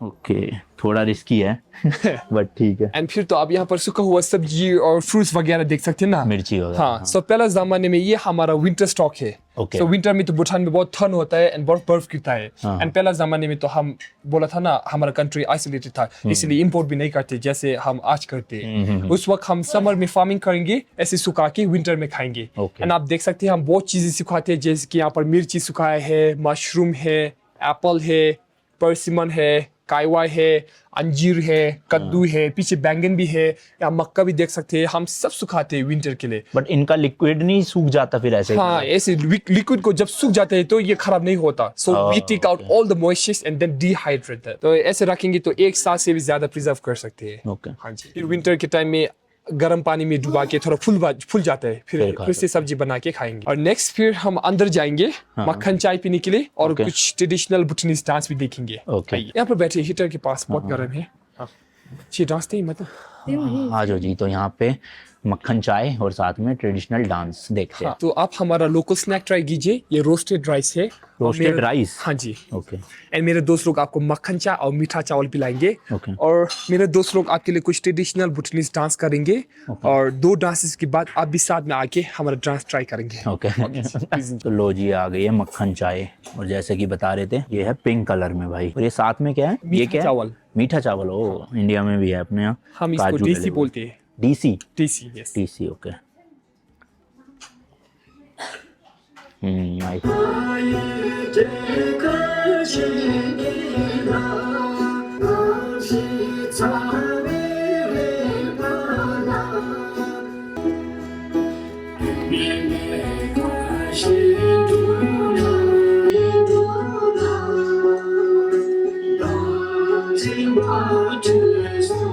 ट्रेडिशनल डांस ट्राई करेंगे। मतलब आप सिखाओगे? हाँ, हम भी सिखाएंगे, मेरे दोस्त भी सिखाएंगे। चलो। हाँ। हाँ, स्टेप्स बहुत इजी है, सो जस्ट फॉलो करने पड़ेगा। एस करें, हाँ, right and left.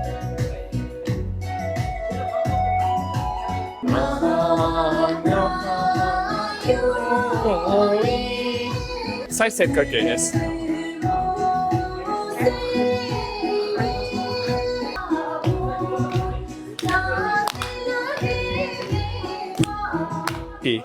Hello. Okay, then आइए और मिलिए हमारा भूटान का first and only food artist mister Okay. Pema Tshering. Okay. So mister Pema Tshering जब पैदा हुआ था तो एक ब्रेन डिसऑर्डर के साथ पैदा हुआ था, जिसका नाम है सेरिब्रल पल्सी। Okay. इसकी वजह से वो सिर्फ अपना पैर काम कर सकते हैं, बाकी शरीर इतना काम नहीं करता। ओके। एंड उन्होंने भूटान को पैरालंपिक में भी रिप्रेजेंट किया था और एक सिल्वर मेडल जीता था आर्चरी में अपने पैर से। और उनका सर्टिफिकेट है ये ग्रीन वन, ओके। देख सकते हैं ना। हाँ, नेपाल पैरालंपिक। एंड ये सेकंड पिक्चर हमारा अभी का महाराजा के साथ है। उस वक्त हमारा किंग ने उनका पर्सनल वॉच उनको गिफ्ट दिया था। ओ पर्सनल वॉच। हाँ जी। और ये थर्ड पिक्चर हमारा महाराजा के माँ के साथ। सो लॉन्ग वे बैक हमारा महारानी ने उनसे मिला था और उनसे पूछा था जो भी चाहिए मांग लो, जैसे कि घर, जमीन, पैसा, कुछ भी देने के लिए तैयार आया था। पर उन्होंने हमारा क्वीन से एजुकेशन मांगा, शिक्षा मांगा। एंड हमारा क्वीन ने उनको यहाँ पर थिम्पू में लाया था और 13 वुडन क्राफ्ट स्कूल में डाला था, जहाँ पर वो 6 years के लिए ट्रेन हुआ है क्राफ्टिंग और पेंटिंग में। उनका ग्रेजुएटिंग फोटो है। और अभी मिस्टर पेमा सिंह उनका जिंदगी ऐसे गुजार रहा है जहाँ पर वो अपना आर्ट वर्क बेचता है। तो आपको उनका आर्ट वर्क खरीदना चाहते तो खरीद भी सकते हैं। आपको छोटा सा डोनेशन देना चाहते तो दे भी सकते हैं, नहीं तो हम आगे बढ़ सकते हैं, ये आपका मर्जी है। तो डोनेशन ही दे देते हैं क्योंकि आर्ट वर्क तो अभी कहाँ ले जाएंगे। देखो भाई इस तरह से जो है वो आर्ट वर्क बनाते हैं अपने सिर्फ पैरों की मदद से कटिंग करके। ये वुड है ना? हाँ सर। तो वुड में देखो इस तरह से कटिंग कर करके, ये देखो ऐसे। तो ये करते करते इस तरह के आर्ट वर्क बनाए गए। तो पेंट भी ये खुद ही करते हैं सबको? पेंटिंग एंड क्राफ्टिंग करते हैं। ओके, तो ये सारे आर्ट वर्क इन्होंने ही बनाया भाई। और 2022 में ताइवान का प्रेसिडेंट ने उनको वहां बुला के ये ट्रॉफी भी दिया था और उनका पिक्चर है ताइवान प्रेसिडेंट के साथ। हाँ जी। एंड अगर आपको हैंडीक्राफ्ट शोरूम में देना है तो देख सकते हैं, नहीं तो हम आगे बढ़ेंगे। आगे चलते। तो ये हैंडीक्राफ्ट है सारे यहाँ के, हमें तो ऐसा जरूरत है नहीं अभी कुछ, तो चलते आगे। एंड ये दोनों तो आपके लिए बहुत कॉमन होगा, ओगली और चक्की। तो हाँ बिल्कुल, ये तो इंडिया में भी कई जगह यूज होता है। हाँ जी ठीक है। तो ये चटनी वटनी पीसने के लिए काम आता है ना? हाँ। उसके लिए। और वो चक्की आटा पीसने के लिए। हाँ जी सही बोला। ठीक है जी, चलिए ट्राई करिए। ये उसका मक्के का आटा है इसमें? हाँ मक्का का बनाया है ना। ओ भाई साहब ताकत तो खूब लगती है। नहीं सही है, क्लॉकवाइज ही तो है। हाँ भाई ताकत तो लगती है इसमें पूरी। सही है। एंड देन अब गेस करिए ये क्या है? Bath tub. हाँ सही बोला। सो ये हमारा ट्रेडिशनल बाथ टब का सैंपल है। हम इसको हॉट स्टोन बाथ बोलते हैं। ये हम करने भी वाले हैं ना वहाँ पे। हाँ जी। पारो में। तो इसमें क्या होता था, पत्थरों को गर्म करके पानी में डाला जाता था। एंड ये पत्थर हम ऐसे वैसे पत्थर नहीं ले सकते, स्पेशली नदी से लाने पड़ेगा, रिवर बैंक से। एंड जब लाके फिर हम आग में बहुत गर्म करते हैं। इसके बाद गर्म पत्थर उस तरफ डालेंगे, हम यहाँ पर बैठ के ये ठंडा पानी डालेंगे। एंड ये ठंडा पानी कुछ देर के बाद गर्म हो जाते हैं। एंड ये बात आपका स्किन और जॉइंट पेन के लिए बहुत अच्छा है, क्योंकि जो पत्थर हम नदी से लाते हैं उसमें बहुत मिनरल होते हैं। एंड हम पतंजलि हर्ब्स भी बहुत डालते हैं। एंड मोस्ट प्रोबेबली टूरिस्ट के लिए तो पारो में बहुत कॉमन है। स्पेशली आप हाइक के बाद ट्राई करेंगे तो बहुत रिलैक्स भी होता है। एंड भूटान में जहाँ भी जाएंगे ये तो देखेंगे ही देखेंगे। सो जब भी घुमाते हैं तो क्लॉकवाइज डायरेक्शन में घुमाइएगा। फर्स्ट हम मंत्र लिखते हैं पेपर में, फिर इसके अंदर डालते हैं। एंड हम ऐसा मानते हैं कि जब आप एक बार घुमाते हैं तो it has the benefit of chanting thousands of mantra at once and the bigger ones millions। पर ऑलवेज क्लॉकवाइज डायरेक्शन। आप भी ट्राई करिए। ये तो हमारे इंडिया में भी हर मोनेस्ट्री में है लगभग। तो भूटान की जो नेशनल गेम है वो है आर्चरी। हाँ सही बोला। तो हम भी ट्राई करेंगे। पहले भैया एक बार थोड़ा सा सिखा देंगे कैसे है। यस। एंड एक चीज बोलता हूँ, सो भूटान में हमारा आर्चरी रेंज है ना 140 से 150 मीटर तक होता है। अभी तो यहाँ पर सिर्फ 9 मीटर है। तो मैं फर्स्ट सिखाता हूँ, फिर अभी की कहिए। सो यहाँ पे कंपलसरी है सबके लिए सीखना या नहीं आपने चॉइस है। आपकी चॉइस है। ठीक है सही बोला। ठीक है। एंड फर्स्ट आपको ऐसे साइडवेज रहना पड़ेगा, टारगेट से साइडवेज। ऐसे बैठेंगे तो अनकंफर्टेबल होगा, ऐसे साइडवेज। फिर जब होल्ड करते हैं तो नीचे नहीं, हुक के नीचे, हुक के पास, क्योंकि ज्यादा स्टेबिलिटी मिलता है। फिर हम ऐसे डालते एंड खींचते वक्त हमारे पास 2 तरीका है। फर्स्ट आप एक ऐसे वी बनाते हैं, फिर यहाँ पर टिप में रखेंगे, खींच के छोड़ देना है। एंड दूसरा मेथड आप थम्स अप बनाइए, यहाँ पर ऐसे करके पुल एंड रिलीज। एंड जब एम करते हैं तो लेफ्ट हैंड को ऐसे स्ट्रेट रखे एंड पुल करिए। एंड जब पुल करते तो अपना एल्बो है ना नीचे नहीं रखने का, ऊपर ऐसे लेवल। एंड जब एम करते तो सिर्फ लेफ्ट हैंड को हिलाने का, राइट हैंड यहाँ पर फिक्स है, देखिए left hand right left up down. And ऐसे करके एम करके छोड़ दो। नाइस। ओए एक बार और ट्राई करते, मैं लाता हूँ। लगे तो नहीं भाई एक भी, पर मार के जाऊंगा कुछ हो जाए। नाउ मैं आपको हेल्प करता हूँ, असिस्टेंस। सो आपको एम थोड़ा नीचे करिए, थोड़ा नीचे। हाँ ओए बहुत नजदीक गया। ओ नाउ आप हमारा दोस्त के साथ ज्वाइन करके हमारा सेलिब्रेशन डांस भी करेंगे। आइए हमारे साथ। तो मतलब अब मैंने तीर मार दिया तो सेलिब्रेशन होगा। हाथ राइट हैंड को ऐसे उठाइए और सिर्फ आगे नीचे। Naala jana no borege, naala olo no borege, to jana.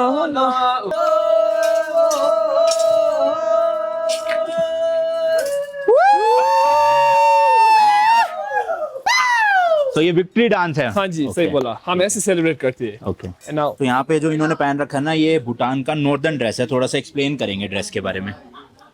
So actually, this is a Highlander dress. Those who are people living in the nomads people. Okay. And actually, this hat represents the temple here. Okay. So this is the pinnacle of the temple, and this one is the roof, and this one is the base here. And usually, those who are staying in the nomads people, they used to have a like yak fur, which is made out of yak fur. तो वो daily life में पहनते हैं ये? Yes, yes, yes. जो northern part का tribe है ना, उनका ड्रेस है। सो असल में तो ये याक का बाल का बना हुआ है। तो थ्रू आउट द ईयर वहाँ पर तो बर्फ ही गिरता है, इसीलिए याक का फर उनको बहुत गर्म रखता है। ओके। तो आप अपनी ड्रेस के बारे में थोड़ा बताओगे? मेरा तो नेशनल ड्रेस है, हम इसको गो बोलते हैं। गो। हाँ। ओके। भूटान का नेशनल ड्रेस। एंड इसके बारे में कुछ बताऊं तो वर्ल्ड का बिगेस्ट पॉकेट भी यहाँ पर है, देख सकते हैं ना, यहाँ पर। हाँ, यहाँ से जाता है, पीछे से जाएंगे और अंदर खत्म होता है। हाँ, सबसे बड़ा तो जेब है। रखते क्या है ऐसे इतने बड़े पॉकेट? अंदर में तो वैल्यूबल चीजें जैसे कि पैसा यहाँ पर रखते, फिर फोन वगैरह हम यहाँ पर रखते हैं। हाँ जी। और ये एक फुल सेट है। अगर सिंगल पीस है ये पूरा? हाँ जी, सही बोला। एंड फीमेल्स की जो नेशनल ड्रेस है वो क्या है? वो कीरा है, वो देख सकते हैं ना वहाँ पर कीरा। पहना हुआ है। वो उनका 3 पार्ट में होता है ना? हाँ जी, सही बोला। तो वो हमारे जो भैया थे उन्होंने बताया था। हाँ। फिर आइए, प्रोफेशनल है नॉइस। ओके। हाँ, बेबी भी इसी में रख लेते हैं। हम ले जा सकते हैं ऐसे। ओह। हाँ तो ये भी गर्म रहता है काफी? हाँ जी, विंटर के लिए तो 2 लेयर होगा थिकनेस, हाँ। एंड समर के लिए तो 3 होगा। एंड लास्टली हम यहाँ पर विशिंग पॉइंट ट्राई करते हैं। सो फर्स्ट आप यहाँ से 5 कॉइन लीजिए, 5 कॉइन लीजिए यहाँ से। हाँ, फील फ्री। 5 गिन के 5? हाँ, ज्यादा कितने भी ले सकते हैं। सकते हैं। हाँ जी। ठीक सो है। यहाँ पर आइए, थोड़ा पीछे। हाँ, फिर 1 कॉइन लीजिए, 1 विश मांगिए। इसके Okay. बाद आपको छोटा सा कटोरे में डालना पड़ेगा। अच्छा। अगर आपका अंदर गया तो हम ऐसे मानते हैं कि आपका विश पूरा होता है। नहीं गया तो कभी नहीं होगा पूरा। We are manifesting positive thoughts, so no worries. Okay. And ये कटोरा ऐसा घूमता है, आप ट्राई करिए। गया पहला तो ले भाई। मांगी है, बोल ले। सेम विश फिर से मांग सकते हैं? हाँ, ये फिर तो ठीक आपका है। चॉइस है। गई। ओ, चलो 2 विश तो पूरी हो गई। So lastly हमारा टूर यहाँ पर खत्म होता है। उम्मीद है कि आपको अच्छा लगा। हाँ जी, हमारे म्यूजियम आने के लिए बहुत थैंक यू। अरे, बहुत धन्यवाद। thank थैंक यू you, जी। thank you. Enjoy trip in Bhutan. Thank you. Lunch wise skip भी करना पड़ेगा वरना सारी जगह ढंग से हो नहीं पाएगी। तो अभी हम जा रहे हैं जहाँ पे नेशनल एनिमल है वहाँ, फिर उसके बाद जाएंगे फ्लैग डी होस्ट की सेरेमनी देखने। चलो आ जाओ फटाफट।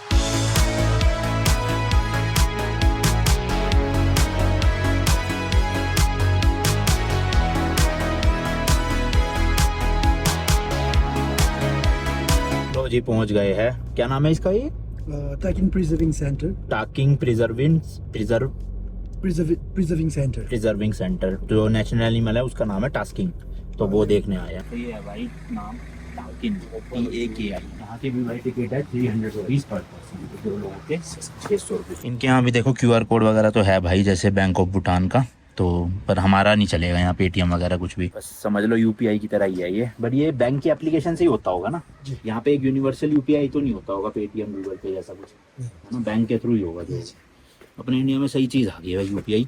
और कई देशों ने बाहर भी ना, जैसे यहाँ पे था पेरिस में शायद से, एफिल टावर पे भी टिकट्स आप अब UPI के थ्रू खरीद सकते हो। तो अच्छी बात है, UPI फैल जाए पूरी दुनिया में। तो देखो इस तरह की टिकट है, ये एनिमल है और रेट नू मतलब NU यहाँ की करेंसी है 300, जो इंडिया की सेम ही है। बाकी ये कुछ लिखा हुआ है। चलो अंदर चलते हैं, अंदर ही दिखाएंगे। तो ये देखो भाई गेट कैसा बना रखा है, मस्त ऐसे लकड़ी का फील है पूरे की, जंगल में जा रहे हैं। आइए काफ़ी वैसे ये जो एनिमल्स हैं ना, ये हाईलैंड्स में मिलते हैं काफ़ी, यहाँ पे नॉर्मली नहीं मिलेंगे। और काफ़ी ना ये उनकी क्वांटिटी खत्म हो चुकी है, मतलब कम होते जा रहे हैं, इसलिए प्रिजर्व करके अब रख रहे हैं। तो देखो यहाँ लिखी हुई है भाई वो स्टोरी जो उन भाई ने भी वहाँ म्यूजियम में बताई थी, कि इन्होंने जो है वो 2 एनिमल यानी गोट और काऊ को मिला के एक एनिमल बनाया था। माइथोलॉजी है अभी तो फिलहाल। और गोट का सर लिया था और बॉडी जो है वो काऊ की ली थी। तो जो फाइनल बने थे वो इस तरह से बने थे देखो। पर हाइट तो छोटी है इनकी, मतलब काऊ जितनी नहीं है। तो हो सकता है ओवर टाइम में थोड़े से ट्रांसफॉर्म हो गए हो कि हाइट छोटी रह गई है। और सर आप देख सकते हो पूरा गोट जैसा। चलो ये तो अभी ऐसी स्टैचू है, लग तो रियल रहा है वैसे ये भी, पर अभी असली दिखाते हैं चल के आपको। और ये देखो भाई Bhutan, China, north west India और नॉर्दर्न म्यांमार यानी बर्मा में भी मिलते हैं। मैंने पर्सनली इंडिया में नहीं देखा इनको कभी भी, यहाँ देखते हैं फर्स्ट टाइम।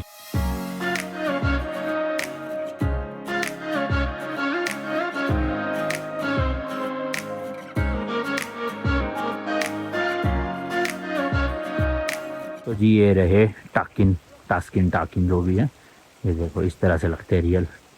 और यहीं पे इनका पूरा ना नेचुरली बना रखा है, हालांकि है तो फेंसिंग सारी तरफ ताकि ये भाग ना जाए, बट वैसे देखो पानी की स्ट्रीम बह रही है, बीच में से मिट्टी है, बड़े बड़े पेड़ है, तो इनको एनवायरनमेंट जो है वो रियल वाली मिले जहाँ ये रहते थे उसी तरह से। प्लस यहाँ देखभाल रखी जा रही है कि ये बिल्कुल ही एक्सटिंक्ट ना हो जाए, ख़त्म ना हो जाए। हाँ भाई, पास आके पता चल रहा है कि एक्चुअल में हाइट ना गाय जितनी है, मतलब हल्की सी हो सकता है छोटी हो, बट नॉर्मली वही साइज़ है, वही वेट है, मतलब पूरी बॉडी ऐसे लग रहा है कि काऊ की है, और सर भाई बिल्कुल डिफरेंट। और वहाँ हमने गलत बोल दिया था 6 है, मतलब 6 से ज़्यादा ही है, पर 60 है, समझ लो। ये देखो भाई पास से देख लो, तो होते तो ये भी वेजिटेरियन ही है, वही घास टहनियाँ यही सब खाते हैं। एरिया तो भाई काफ़ी बड़ा है, वहाँ से लग नहीं रहा था कि इतना बड़ा एरिया होगा, बट देखो यहाँ से वो पीछे तक है पूरा कंप्लीट, तो इतना एरिया बड़ा है ना। और भी काफ़ी जानवर है यहाँ से, जैसे सांबर डियर अपने इंडिया में मिलते हैं, और काफ़ी सारे ना बर्ड्स वगैरह भी है, बट सब चीज़ें देख के कोई फ़ायदा नहीं है भाई हमें, क्योंकि 5 बजे पहुँचना है वो फ्लैग डी होस्ट की सेरेमनी देखने, तो इसलिए मेन एनिमल ही देखने आए थे हम यहाँ का नेशनल, उसके बाद तो क्या ही देखना। लो बाकी सांबर डियर तो दिख ही गए चलते फिरते, तो ये है भाई देख लो, इंडिया में भी देखे ही होंगे आपने शायद। अच्छा, जैसे हर एक देश में जीडीपी देखी जाती है ना, बट भूटान एक ऐसा देश है जहाँ पे ग्रॉस नेशनल हैप्पीनेस GNH, यानी कि भाई पूरे वर्ल्ड में भूटान टॉप की कंट्री है, जहाँ के जो सिटीजन है सबसे ज़्यादा खुश है। तो यहाँ के सिटीजन हमारे साथ ही है, तो ये सच है कि नहीं है? हाँ वो सच है सर, है ना, बिल्कुल जी। एक तो पोल्यूशन नहीं है यहाँ, हाँ जी, दूसरी चीज़ यहाँ पे एक्चुअल में मैंने जो चीज़ नोटिस करी है, लोग खुश है, मतलब आपको इस देश में ना कहीं पे भी भिखारी देखने को नहीं मिलेंगे।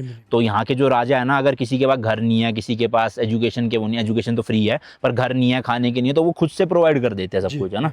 तो इसलिए भाई यहाँ के जो लोग हैं ना, यहाँ की जो जनता है वो बहुत ज़्यादा खुश है अपनी गवर्नमेंट से भी, अपने राजा से भी, तो इसलिए GNH ग्रोस नेशनल हैप्पीनेस उसको मेजर किया जाता है, जो सबसे टॉप का है भूटान का पूरे वर्ल्ड में। इसके अलावा भाई भूटान को आज तक ना किसी भी देश ने राज नहीं किया है, मतलब हमेशा से ये फ्रीडम रहा है, इंडिपेंडेंस मिली हुई है, ठीक है। दूसरी चीज़, अब हम शुरू में बात कर रहे थे कि यहाँ के जो राजा है, यहाँ की जो गवर्नमेंट है, अपनी जनता के लिए बहुत ज़्यादा चीज़ें फ्री में प्रोवाइड कर रही है, जैसे कि अपना एजुकेशन, हेल्थ केयर हो गया। तो इतना पैसा आ कहाँ से रहा है भूटान के पास? इतनी बड़ी कंट्री तो है नहीं, या फिर मिनरल रिच कंट्री तो है नहीं जहाँ पे भाई गोल्ड डायमंड निकल रहे हो ना। तो सबसे पहला तो सोर्स ऑफ इनकम जो है भूटान के लिए वो है अपना टूरिज़्म, मतलब यहाँ जो भी टूरिस्ट आते हैं, हम जैसे इतनी फीस पे कर रहे हैं या आके घूमते हैं, होटल्स वगैरह में रुकते हैं, होटल वाले टैक्स पे करते हैं। टैक्स का क्या सिस्टम है, कितना % है टैक्स? अभी तो इतना बता नहीं सकता अच्छा, कितना होगा ये। हाँ, मतलब है टैक्स, लेकिन टैक्स फ्री कंट्री नहीं है, टैक्स है इंडिया की तरह ही। और दूसरी चीज़, ये तो हो गया टूरिज्म सेक्टर से, बट इसके अलावा भाई मेन जो भूटान की इनकम है ना, वो आ रही है इनके हाइड्रो प्लांट से। मैंने आपके साथ लास्ट वीडियो में शायद शेयर किया था, यहाँ पे बहुत सारे डैम्स है जहाँ पे भाई हाइड्रो प्रोजेक्ट्स लगाए हुए हैं जिससे बिजली बनती है, एंड उस बिजली का ये यूज़ करके इवन क्रिप्टो की भी माइनिंग करते हैं। तो वर्ल्ड में भूटान 4th नंबर की कंट्री था जिसके पास सबसे highest number of crypto currency था। अब तो इन्होंने बेच दिया रिसेंटली कुछ टाइम पहले, बट फिर भी भाई एक इतने से देश के लिए सोचो, इतनी क्रिप्टो करेंसी होल्ड करना, लोगों ने नहीं खरीदी, यहाँ की गवर्नमेंट, यहाँ के जो किंग है उन्होंने खरीदी है। तो सोचो इंडिया में तो क्रिप्टो को भाव नहीं देते गवर्नमेंट, और यहाँ पे भाई लिटरली वर्ल्ड की 4th नंबर की कंट्री बन गई है। तो वो बिजली वहाँ यूज़ हो रही है, इसके अलावा जो बिजली बन रही है वो इंडिया को भी बेची जा रही है ना। तो इन सब रेवेन्यू से जो है वो भूटान की पूरी इकोनॉमी टिकी हुई है उस हिसाब से। तो इसलिए हम GDP की बात नहीं करेंगे, लोग यहाँ पे खुश है, लोगों को फ्री एजुकेशन मिल रही है, हेल्थ केयर अच्छा है, सड़कें अच्छी है। और आप कुछ ऐड करना चाहो एज अ सिटीजन यहाँ पे? Okay, not only the education and health facility, but here we have like the water. हाँ, Even the waters are free in the village if we go and see the waters, and even in the village remote areas there the electricities are given free for okay. 100 units. India में भी है 200 units. यहाँ पे क्या rate है one unit का? जैसे इधर का यूनिट का होता है 1.66 समथिंग और 1.66 ओ, नहीं है, बहुत सस्ती है भाई फिर तो। 100 यूनिट तक तो द विलेजर्स को फ्री मिलते हैं। मगर जो हाईलैंडर है उसके लिए तो 200 यूनिट्स फ्री है। मतलब फ्री मतलब जो गवर्नमेंट पे करता है 200 units, and rest by public. Okay, पर यहाँ पे सही है भाई, 1-1.5 रुपए की यूनिट है। अपने इंडिया में तो 6-7 रुपए तो मिनिमम, और कुछ स्टेट्स में 9-10 रुपए भी पहुंची हुई है। तो उस हिसाब से पता चल रहा है लोग क्यों खुश है ना। हेल्थ केयर फ्री, अपना बिजली भी सस्ती, पानी free, education free, education school college सब फ्री है जी, सब कुछ फीस नहीं है, 1 रुपया भी। No fees, but we used to give some, small donation because we want to, we ourselves, the students want to celebrate something like Okay, yeah. picnics and everything. Okay, yeah. For that one. But basic education free है सारी, है ना। even बहुत tax. बड़ी बात है। इसके अलावा भूटान को ना लैंड ऑफ थंडर ड्रैगन्स भी बोला जाता है और उसके पीछे का रीज़न ये है कि यहाँ पे ना ऊपर माउंटेन से नीचे वैलीज पे ऐसे थंडर स्टॉर्म आया करता था जिनकी शेप ऐसे ड्रैगन्स की तरह लगा करती थी, तो इसलिए land of thunder storm dragons नाम दिया गया इसको।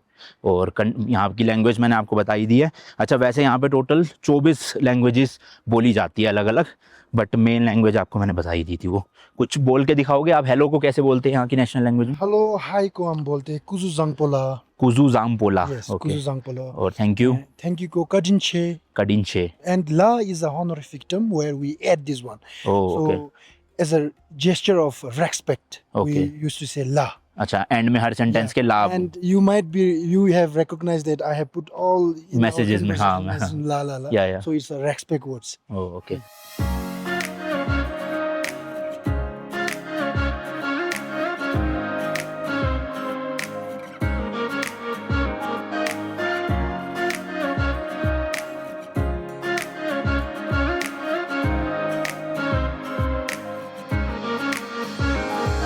लो जी, पहुंच गए हम वो सामने जो मैंने आपको वहाँ बुद्धा स्तूपा से दिखाई थी ना, दूर से बिल्डिंग। क्या नाम था इसका? ताशी शिजोंग है ये। यहाँ पे जो यहाँ के राजा है उनका ऑफिस भी है और अंदर काफ़ी और चीज़ें होती है। तो अभी तो हम मेनली फ्लैग डी होस्टिंग देखने आए हुए हैं, वो काफ़ी ट्रेडिशनल वे में की जाती है। तो अंधेरा भी होने वाला है, करेक्ट 5 बजे होती है भाई ये, तो इसलिए हम 10 मिनट पहले ही आ गए कि मिस ना हो जाए। एंड हर रोज़ होता है भाई ये सेरेमनी ना, एंड जितने भी यहाँ के लोग हैं उनको इस तरह की सेरेमनी में ये अपना प्रॉपर आउटफिट में आना पड़ता है। तो ये देखो जी, वो उतार दिया, ये भूटान का फ्लैग भाई कर दिया गया नीचे। तो थोड़ा सा मिस हो गया हमसे, पर जल्दी कर दिया इन्होंने। हाँ. 5 बजे कह रहे थे ना आप? Yes, 5 बजे. तो अभी और भी कुछ होगा यहाँ? Yeah, they will take this down. They will take inside the zone. Okay, The flag and वहाँ से देख सकते हैं। तो भाई भीड़ लग रही है वो तो तगड़ी।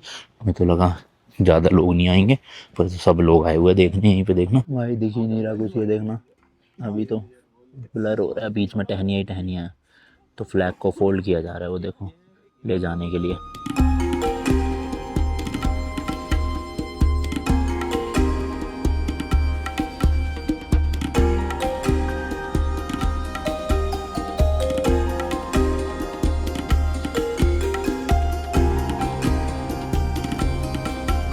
चलो भाई, सेरेमनी ख़त्म। एक्सपेक्टेशन तो कुछ ज़्यादा थी मेरी, बट ठीक है, जो था यही था भाई। अब चलो चले, बताओ लंच मिस कर दिया हमने। अब सीधा चलते हैं भाई कोई इंडियन रेस्टोरेंट, खाना खाते हैं। कुछ शूट कर रहा था भाई, गलती से कल वाली जैकेट पहन के ही इस वाले वीडियो की क्लिप भी रिकॉर्ड कर ली, अब चेंज करा मैंने। चलो भाई इंडियन रेस्टोरेंट ढूंढे कोई और खाए। एंड आज सुबह से भाई कुछ भी नहीं खाया, एक भी मील नहीं हुई है, इसलिए हमारा वैसे तो प्लान था आज की लोकल भूटान का कोई फूड खाने का, बट अभी पापी पेट का सवाल है तो इंडियन फूड ही खाएंगे। कल देखेंगे पुनाखा में या परसों देखेंगे, वरना पारो में तो मिल जाएगा ना। हाँ, तो पारो में यहाँ का जो लोकल कुजीन है वो ट्राई कर लेंगे एक बार, क्योंकि भाई देखो मतलब हम एज अ इंडियन ना, हमें बचपन से खाने की आदत है इंडियन फूड, तो हम बाहर जाके ना खा नहीं पाते हैं, समझ रहे हो ना।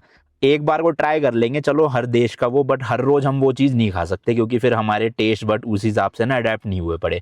अब जैसे अगर आप यूरोप जाओगे या यूके जाओगे, वहाँ का लोकल कुजीन क्या ट्राई करोगे भाई, मतलब फीका फीका सा मिलता है सब कुछ वहाँ, और हमें है मसाले खाने की आदत।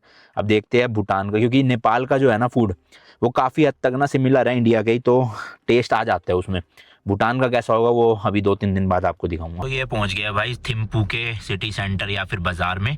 यहाँ पे है भाई काफ़ी सारे इंडियन रेस्टोरेंट्स, तो उनमें से जो टॉप का देखा मैंने गूगल पे, उसी की लोकेशन लगा ली है, बस आगे से लेफ्ट लेते ही आ जाएगा। फिर खाना खाने के बाद ना गाड़ी तो खड़ी रहने देंगे और हम पैदल पैदल थोड़ा सा मार्केट एक्सप्लोर करेंगे। तो भाई अगर आपको बेस्ट पिज़्ज़ा खाना है यहाँ थिम्पू में तो ये है तद्रक पिज़्ज़ा, और ये डिलीवर भी कर देते हैं, इनके फ़ोन नंबर है, फ़ोन मिलाओगे। इंडिया डिलीवर नहीं करेंगे, मतलब यहीं करेंगे भाई। और यहाँ भूटान में ना अमेरिकन ब्रांड कोई भी नहीं है, मैकडोनल्ड्स, KFC, पिज़्ज़ा हट, डोमिनोज यहाँ पे नहीं है, बस ब्रुक पिज़्ज़ा मिलेगा। और इंडियन रेस्टोरेंट इसलिए क्योंकि इंडियन टूरिस्ट बहुत आते हैं, तो इसलिए खोल रखा है यहाँ पे। तो जो सबसे बढ़िया रिव्यूज़ दिखा रहे हैं गूगल पे वो है ये मुगलाई किचन। लेट्स गो भाई, चलो। अच्छा यहीं से है ये देखो भाई, फूटी किस्मत, मंडे को ही क्लोज होता है और हम आए भी मंडे है। वाह, वैसे है यहाँ पे 2-3 और देखता हूँ और कोई। तो एक और मिल गया भाई, वो रहा सामने करमाज ढाबा। चलो यहाँ का खाते हैं। शाम होते ही भाई नेक्स्ट लेवल ठंड हो जा रही है यहाँ, तो एकदम से टेम्परेचर डाउन होता है। दोपहर में हो जाता है 22-23 और रात में हो जाता है -4, मतलब इतना वेरिएशन दोपहर और रात में। पता नहीं मार्केट कैसे घूमेंगे इतनी ठंड में। तो ये भी लग रहा है बंद ना हो, कहीं खुला है शायद। चलो बढ़िया है यार, खाना मिल जाए। अब तो भूख लग रही है बस। चलो भाई शुक्र है, यहाँ तो हीटर लग रहा है। हाँ हाथ जम गए पूरे। सबसे पहले तो आ गई है भाई मस्त ठंडी ठंडी लस्सी। भाई यहाँ पे अलग से रोटी सब्जी नहीं थी, सिर्फ थाली थी और उसमें भी राइस थे साथ में, तो खा ही लिया। अब पेट तो भर गया। चलो बहुत ज़्यादा ठंड हो रही है। वैसे सही बताऊँ मार्केट जाने का मन सा नहीं कर रहा, बट थोड़ा बहुत हो जाती है आसपास। तो ये है जी मार्केट। लाइट्स वगैरह तो ऑन हो गई है, बट वैसे अंधेरा हो गया तो इतना ही दिखेगा। ये देखो भाई फल फ्रूट भी मिल रहे हैं यहाँ पे। ऑरेंजेस जैसे कि मैंने बताया था काफ़ी फेमस है, और भी है काफ़ी सारे फ्रूट्स। बाकी वही भाई जैकेट वैकेट मिल रहा है। 2000 रुपये की जैकेट है ये, और थिक क्या थिक 4 जैकेट 650 पता नहीं। और सूट केसेस वगैरह भी मिल रहा है देखो। और वही अगेन भाई ये सब कुछ चीज़ें इंपोर्टेड है, तो फ़ायदा नहीं है हमें तो ऐसा शॉपिंग करने में यहाँ पे, क्योंकि ये सब आ तो इंडिया से ही रहा है। और इंडिया में ये चीज़ें 100% सस्ती होगी। यहाँ पे वही पूरा कस्टम ड्यूटी वगैरह लगा लोगों के महंगी पड़ेगी ना। भीड़ तो है भाई थोड़ी थोड़ी, मतलब लोग हैं एक्चुअल में यहाँ जो शॉपिंग करने के लिए आए हुए हैं। अभी हम जा रहे हैं भाई एक आईफोन की शॉप पे। मतलब एप्पल का ऑथराइज स्टोर नहीं है, वो होता है यहाँ पे इंपोर्टेड ही है सारा, बट यहाँ पे ना जीएसटी नहीं है इंडिया की तरह। तो जितने भी एप्पल प्रोडक्ट्स हैं ना, आपको समझ लो इंडिया में जो विदाउट जीएसटी वाले प्राइसेस होते हैं ना, वो मिलता है। फॉर एग्जांपल जो आईफोन 16 प्रो मैक्स है 1 TB इंडिया में, वो है 1,85,000 का। मैंने अभी लिया था रिसेंटली 1 महीना पहले। यहाँ पे उसमें से अगर आप जीएसटी हटा दोगे तो पड़ेगा सिर्फ 152 का, यानी अराउंड भाई 30 से 35 हज़ार रुपये का डिफरेंस है इंडिया और यहाँ पे आईफोन लेने में। प्रो मैक्स 1 TB की बात कर रहा हूँ। मैं तो ऑलरेडी ले ही चुका हूँ आईफोन, मुझे बट एयरपोर्ट लेने हैं लेटेस्ट जनरेशन वाले, तो उसका रेट देखते हैं। अगर होगा डिफरेंस इंडिया और यहाँ में 5-6 हज़ार रुपये का तो ले लूँगा, वरना खाली प्राइस दिखा दूँगा आपको। तो यहाँ जा रहे हैं भाई हम JCD I store, cello city के नाम से भी है, तो इस वाली गली के अंदर है भाई। देखते हैं कितने का है एयरपोर्ट्स। मैं अभी इंडिया की एप्पल वाली वेबसाइट में भी चेक करके दिखाऊंगा आपको, या अमेज़ोन पे, और यहाँ का रेट जो होगा वो देखेंगे। देखो इस तरह की दुकानें हैं, फ़ोन वगैरह भी मिल जाते हैं भाई यहाँ सब कुछ। मतलब ज़रूरी नहीं है एप्पल के, बाकी सब भी, क्योंकि यहाँ ना इलेक्ट्रॉनिक्स पे कोई GST नहीं है, तो इसलिए विदाउट GST मिलेगा। तो जो 256 GB है वो है 1,18,000 का 16 प्रो मैक्स, और जो 512 GB है वो है 1,35,000 का। और 1 TB इनके पास था नहीं, तो ऊपर एक और स्टोर है वो JCD वाला, उनसे पूछते हैं। तो भाई ये रहे आईफोन 16 नॉर्मल वाला, देख लो डिस्काउंटेड प्राइस पे मिल रहा है। सेम इंडियन करेंसी है 76 और 80। 16 प्लस मिल रहा है 86,990। 16 प्रो मिल रहा है 98,900 और 1,08,000। एंड प्रो मैक्स ज़्यादातर लोग इसी के लिए आएंगे अगर आएंगे तो ये 256 GB है 1,18,990 जो मैंने बताया, और 512 है 138, तो वहाँ सस्ता था 35 का। पर 1 TB इनके पास भी नहीं है। जो टाशी सेल है ना यहाँ पे, उनकी वेबसाइट पे था 1 TB, तो वो 152 का था around. So we have to check tomorrow. Okay no problem. Do they have airports? Airports you're gonna. तो ये रहे भाई एयरपोर्ट्स दोनों 4th जनरेशन। ये नॉर्मल एयरपोर्ट्स है 20,000 के, और ये है एयरपोर्ट्स प्रो 24,000 के, मतलब 4,000 का डिफरेंस है। अब देखता हूँ ये इंडिया में कितने के, अगर सस्ते हुए तो ले लूँगा एक इसमें से। तो भाई एयरपोर्ट्स और एयरपोर्ट्स प्रो दोनों सेम प्राइस है, इंडिया में भी यहाँ पे भी कोई डिफरेंस नहीं है, तो कोई फ़ायदा नहीं लेने का। एक मेरे को वो 2 मीटर वाली ना केबल लेनी है चार्जिंग वाली, यहाँ देखते कितने की है। तो भाई अभी हम आगे है फार्मर मार्केट। ये देखो यहाँ लिखा हुआ है लोकल फार्म प्रोड्यूस सेक्शन। तो यहाँ पे मैं आपको दिखाता हूँ क्या क्या मिलता है। यहाँ जितना भी सामान है ना, ये सब इम्पोर्टेड नहीं है ना, नहीं है जी। ये सब यहीं पे ही ग्रोन है, या यहीं पे ही जो मिलता है वही है सारा कुछ। तो सबसे पहले तो भाई यहाँ देख लो अंडे मिल रहे हैं ये रे, फिर फ्रूट्स वगैरह भी है, एंड इधर भी काफ़ी लाइन के साथ फ्रूट्स है, दाल राजमा वगैरह सब कुछ है भाई साहब, सब मिल रहे हैं। तो मसाले वसाले देखना, ये हल्दी लाल मिर्च और सूखा मसाला भी है, और वो भी है पाउडर वाला भी, काफ़ी सही। ये देखो भाई। तो भाई वो जो बटर टी था ना, वो ये वाली चाय पत्ती थी उसमें, जिस वो पिंक पिंक सा बन जाता है। अनि चिलुया 50 रुपीस कर दी। ओ प्लेट का, मतलब वेट का हिसाब नहीं है, प्लेट पर प्लेट है। तो भाई ये पूरी प्लेट 50 रुपीज़ की ओनली, सही है। ओ भाई साहब ये देखो लाल मिर्च सूखी हुई, क्या बात है। केजी क्या? KG 1 kilo 1,500। 1,500? Yeah. इतनी महंगी? हाँ। अच्छा जी। This chili we will not get from anywhere. Okay, Bhutan में ही बनती है हाँ, स्पेशल। And भाई साहब this 1500 रुपये किलो। पता नहीं इंडिया में कितने, पता है तुम्हें रेट वेट इंडिया में? नहीं पता? इंडिया में पता हो किसी को ना भाई, बताना क्या रेट है रेड चिल्ली। नहीं ऐसी सूखी। कार्तिक मना पीसी हुई यही पीसता है, लेके कितने की? 50-60 रुपए किलो बस। और यहाँ 1500 कुछ होगा भाई, अलग होगा ये सिस्टम। स्पाइसी होती है बहुत, very spicy and मोमोज की चटनी के लिए। the color, हाँ, the red, हाँ हाँ हाँ। they become red on the root only. Okay. Okay So they have to naturally है natural, रेड इतना they have to plug and they have to dry it hmm chutney. Okay भाई साहब avocado भी मिल रहा है यहाँ लोकली ग्रोन कितना रुपए 400 per kilo. 400 ये तो ठीक है इंडिया में भी 300 350 है शायद एंड ऑरेंजेस क्या रेट है Thalu 150 per kilo. Okay 1 kg oranges You want to take? Yes 1 kg. 1 kilo ले लेते हैं and Apple Apple comes tomorrow. 200 per okay kilo. 1 kg Apple Kg cheap तो भाई कल क्योंकि रास्ते में निकलना है वहाँ जहाँ हम जा रहे हैं ना वहाँ पे खाना तो इंडियन मिलना नहीं है तो इसलिए थोड़े फ्रूट्स रख लेते हैं गाड़ी में ताकि रास्ते में खा सके और देखते हैं कुछ मिलेगा फ्रूट्स अगर पपाया तो नहीं होगा यहाँ है ना papaya hoga. होगा चलो भाई पपाया देख लेते क्योंकि ना मेरे को इंडिया में बहुत आदत है पपाया खाने की हर रोज़ सुबह मैं खाता ही हूँ तभी फ्रेश हो पाता हूँ तो ट्रिप में ना बड़ी दिक्कत होती है पेट की क्योंकि पपाया मिलता नहीं है अनार और पपाया रोज़ खाता हूँ मैं घर पे ना तो चलो यहाँ देख लेंगे मिल जाएगा तो बाकी भाई नॉन वेज भी यहीं पे आपको मिल जाएगा बट ये देखो भाई चीज़ मिल रही है these all are cheese Yes. ओ भाई साहब देखो सारी की सारी चीज़ है this is 20 rupees 1 piece directly खा सकते हो भाई आप चीज़ तो काफ़ी वैरायटी है हर चीज़ की तो देखो ना वहाँ से ऐसा लग रहा है आम पापड़ हो ये तो देखो है ना आम पापड़ जैसी फीलिंग आ रही है एंड ये देखो भाई डब्बों में यहाँ का फ्रेश बटर मिल रहा है लोकल जो प्रोड्यूस होता है ऐसे कंपनी वंपनी का नहीं पैकेट वाला ये फ्रेश यहाँ पे बनाते हैं खुद ही पैकेजिंग करते हैं और खुद ही बेचते हैं यहाँ भी देखो भाई ये फ्रेशली प्रोड्यूस चीज़ मिल रही है ये एंड उधर फ्रिज में देखोगे तो दूध दही मक्खन चीज़ ऑलमोस्ट सब कुछ है सोन यहीं रह जाओ तुम तो चलो हाँ ये तो सब्जी में लगा के खाता है. सब्जी में लगा के ओके और ये वाले कच्चे खा लेते हैं कच्चे हैं. ओके चलो भाई Sweet होता है. अच्छा मीठा होता है हाँ मीठा. क्यूब की तरह है भाई ये चलो बाकी अंडे वगैरह भी मिल ही रहे हैं सारा ये भी चीज़ है हाँ this is also cheap. ओ भाई साहब देख रहे हो मतलब चीज़ की तो बहुत वैरायटी है भाई देख रहे हो यहाँ पे लाइन से मतलब ये पूरी चीज़ का ही सेक्शन था ये भाई साहब ये देखना क्या सब्जी है यहाँ पे बता रहे हैं इनकी सब्जी बना के खाते हैं क्या बोलते हैं इसको भाई तो कुछ एलियन का पौधा लग रहा है दूसरे ग्रह का है ना पीरा पियालू पियालू है भाई ये कुछ यहाँ का और एक ये भी है ये क्या पंपकिन Not pumpkin. कुछ हो शकरकंद होता है ना उसके जैसे शकरकंदी जैसा ही है कुछ बड़ा हो गया हाँ शकरकंदी को स्टीरॉइड्स दे दिए This is the root of this squash. ओ इनका रूट है तो ये भी खाते हैं हाँ. ओके चलो बाकी देखो बहुत चीज़ें है यूनिक यूनिक बहुत ही ज़्यादा बड़ी मार्केट है और अभी तो ये हम ऊपर की तरफ आए अभी मैं नीचे वाली ग्राउंड फ्लोर पे जाऊँगा वहाँ तो भाई बहुत ही बड़ी है वहाँ पे specially vegetable and fruits what is this This is made out of the maize.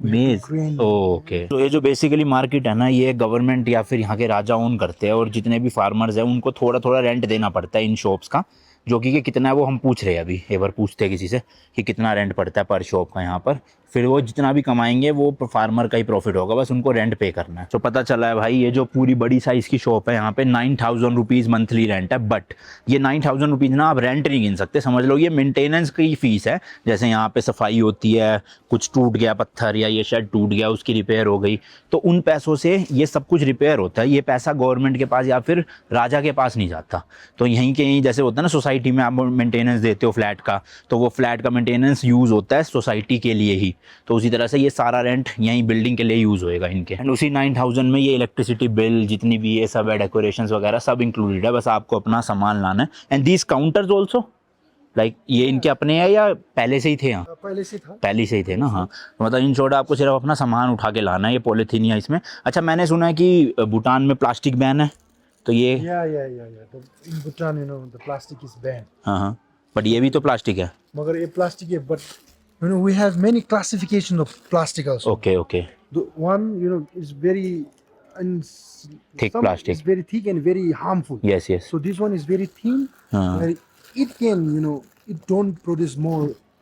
Waste हाँ तो ये बहुत पतला है प्लास्टिक भाई देखो मतलब टच करने से भी ऐसा लग रहा है फट सकता है तो ये इसलिए सारी जगह नहीं ये पतला पतला यूज़ हो रहा है देखो बाकी मोटा प्लास्टिक कहीं भी नहीं है एंड ये सारे के सारे चावल भाई यहीं के ही है लोकली तो कितने अलग अलग चावल है देखो नजबजा चावल जैपेन चावल न्यू रेड राइस इधर अलग है तो यहाँ इनके पास बासमती नहीं है बट मिलता है बासमती वैसे यहाँ हाँ मिलते हैं. और लोकली ग्रोन होता है Not locally grown. वो इंपोर्ट होता है चलो भाई अब जा रहे हैं नीचे ग्राउंड फ्लोर पे वहाँ देखते हैं वहाँ बेसिकली सारे फ्रूट्स और वेजिटेबल्स ही है ये देखो भाई ग्राउंड फ्लोर की मार्केट यहाँ तो लाइटनिंग भी तगड़ी हो रखी है भाई सब देख रहे हो हर जगह हरा भरा दिख रहा है सब्जियाँ फल और बहुत ज़्यादा शॉप्स है भाई मतलब लिटरली एक लाइन में 8 से 10 शॉप है और ऐसी करते करते कम से कम 10-12 लाइनें हैं तो 100 से ऊपर यहाँ पे दुकानें हैं भाई ये देखो हर दुकान को नंबर दे रखा है G221 मतलब 221 दुकानें तो है ही है यहाँ पे भाई क्रेजी यार बहुत बड़ी मार्केट है तो सही में और वेल मेंटेन्ड, देख रहे हो, मतलब गंद नहीं मचा हुआ नीचे, थोड़ा बहुत है इधर, इसको इग्नोर करो, बट ज़्यादातर लोगों ने सारी जगह पे सफाई रख रखी है अच्छे से, ऐसा नहीं कि कूड़ा फैला रखा है और सब्जियों के छिलके फेंक रखे हैं, ओवरऑल अच्छी मेंटेनेंस कर रखी है। और लाइट्स भी देखो, मतलब पूरी ना ऐसे मॉडर्न बाजार टाइप का लग रहा है, बट है सब्जियों वालों के लिए। ये देखो भाई, गैस करो जरा क्या होगा ये, आपको लग रहा होगा पेड़ की छाल होगी, बट एक्चुअल में भाई ये फिश है, वो भी ड्राइड फिश, देख रहे हो, सुखा रखी है बिल्कुल। तो ये है भाई पूरा फ्रूट्स का सेक्शन। अब यहाँ पे आपको ना सारे फ्रूट्स मिल जाएंगे, कुछ कुछ इंपोर्टेड भी है, कुछ कुछ यहाँ के भी है, मतलब देखो ग्रेप्स वगैरह सब कुछ है लिटरली भाई। तो हमने संतरे और सेब तो ले ही लिया है, देखते हैं और कुछ स्ट्रॉबेरीज वगैरह अगर अच्छी होगी। क्या मीठी होगी तो बताते हैं, टेस्ट करने चलो एक ले लेते हैं, पूछना कितने की है।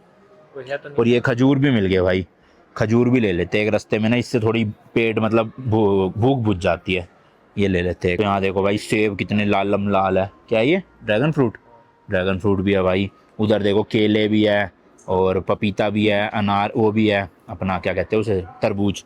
This one how much, 120 okay ले लो, दिस वन एंड वन, तो दोनों एक एक ले लिए भाई। यहाँ पपीता ना कच्चे वाला है, देखो वो हरे वाला, तो वो तो नहीं मैं खा पाऊंगा। हाँ ये ले लो, हाउ मच 300, ये ले लो, वो रहने दो, ये डब्बी वाला सही रहेगा ना, फैलेगा भी नहीं। ये देखो भाई आम भी है, बट ओ सही लग रहे हैं यार ये तो, वो देखो कच्चे नहीं है, पके हुए हैं, एक लेके देखेगा, जाके चेक करेंगे, या छोड़ो यार रहने दो। तो ऊपर जो आंटी थी ना 9,500 बता रहे थे, उनके पास पूरी ऐसे ना समझ लो 4 शॉप की तरह एक शॉप थी, बट अगर आप इतना एरिया लेते हो इतना, तो ये है 4,500 का ना, बट फ़ायदा तो फिर ज़्यादा बड़ा लेने में है ना, 9,000 में मिल रहा है, ये छोटा 4,000 4,500 में। लो भाई पपाया मिल गया कटा हुआ, ले लेता हूँ, होपफुली बस मीठा निकले सुबह, क्योंकि लग तो पीला पीला रहा है भाई, होगा मीठा ही। हाउ मच 100 ओके दे दो भाई, 100 रुपये का। ओ भाई ये गन्ने पर्पल पर्पल कैसे है यहाँ के गन्ने, देखना बैंगन जैसे लग रहे हैं कलर तो बिल्कुल। तो चलो जी, ये तो थी यहाँ की फार्मर्स मार्केट। ठंड हो गई है बहुत ज़्यादा, 0 डिग्री पहुँच गया ना मेरे ख्याल, 0 डिग्री हो चुका ऑलरेडी, और अभी शाम के 6 साढ़े 6 बजे है जबकि। तो फटाफट अब होटल चलते हैं, हीटर चलाते हैं और रेस्ट करते हैं, काम निपटाते हैं, कल फिर से 11 साढ़े 11 बजे निकल जाएंगे पुनाखा सिटी के लिए। भाई खत्म करते हैं इस वाली वीडियो को, मिलता हूँ नेक्स्ट व्लॉग में, till then goodbye and as always तीखे रास्तों पे नहीं पड़ना फीका, bye. I saw the city passing by my window, was in the crowd but I felt so alone, looked at my phone like every other second, my future was blurry and numb, a tunnel where there's no light.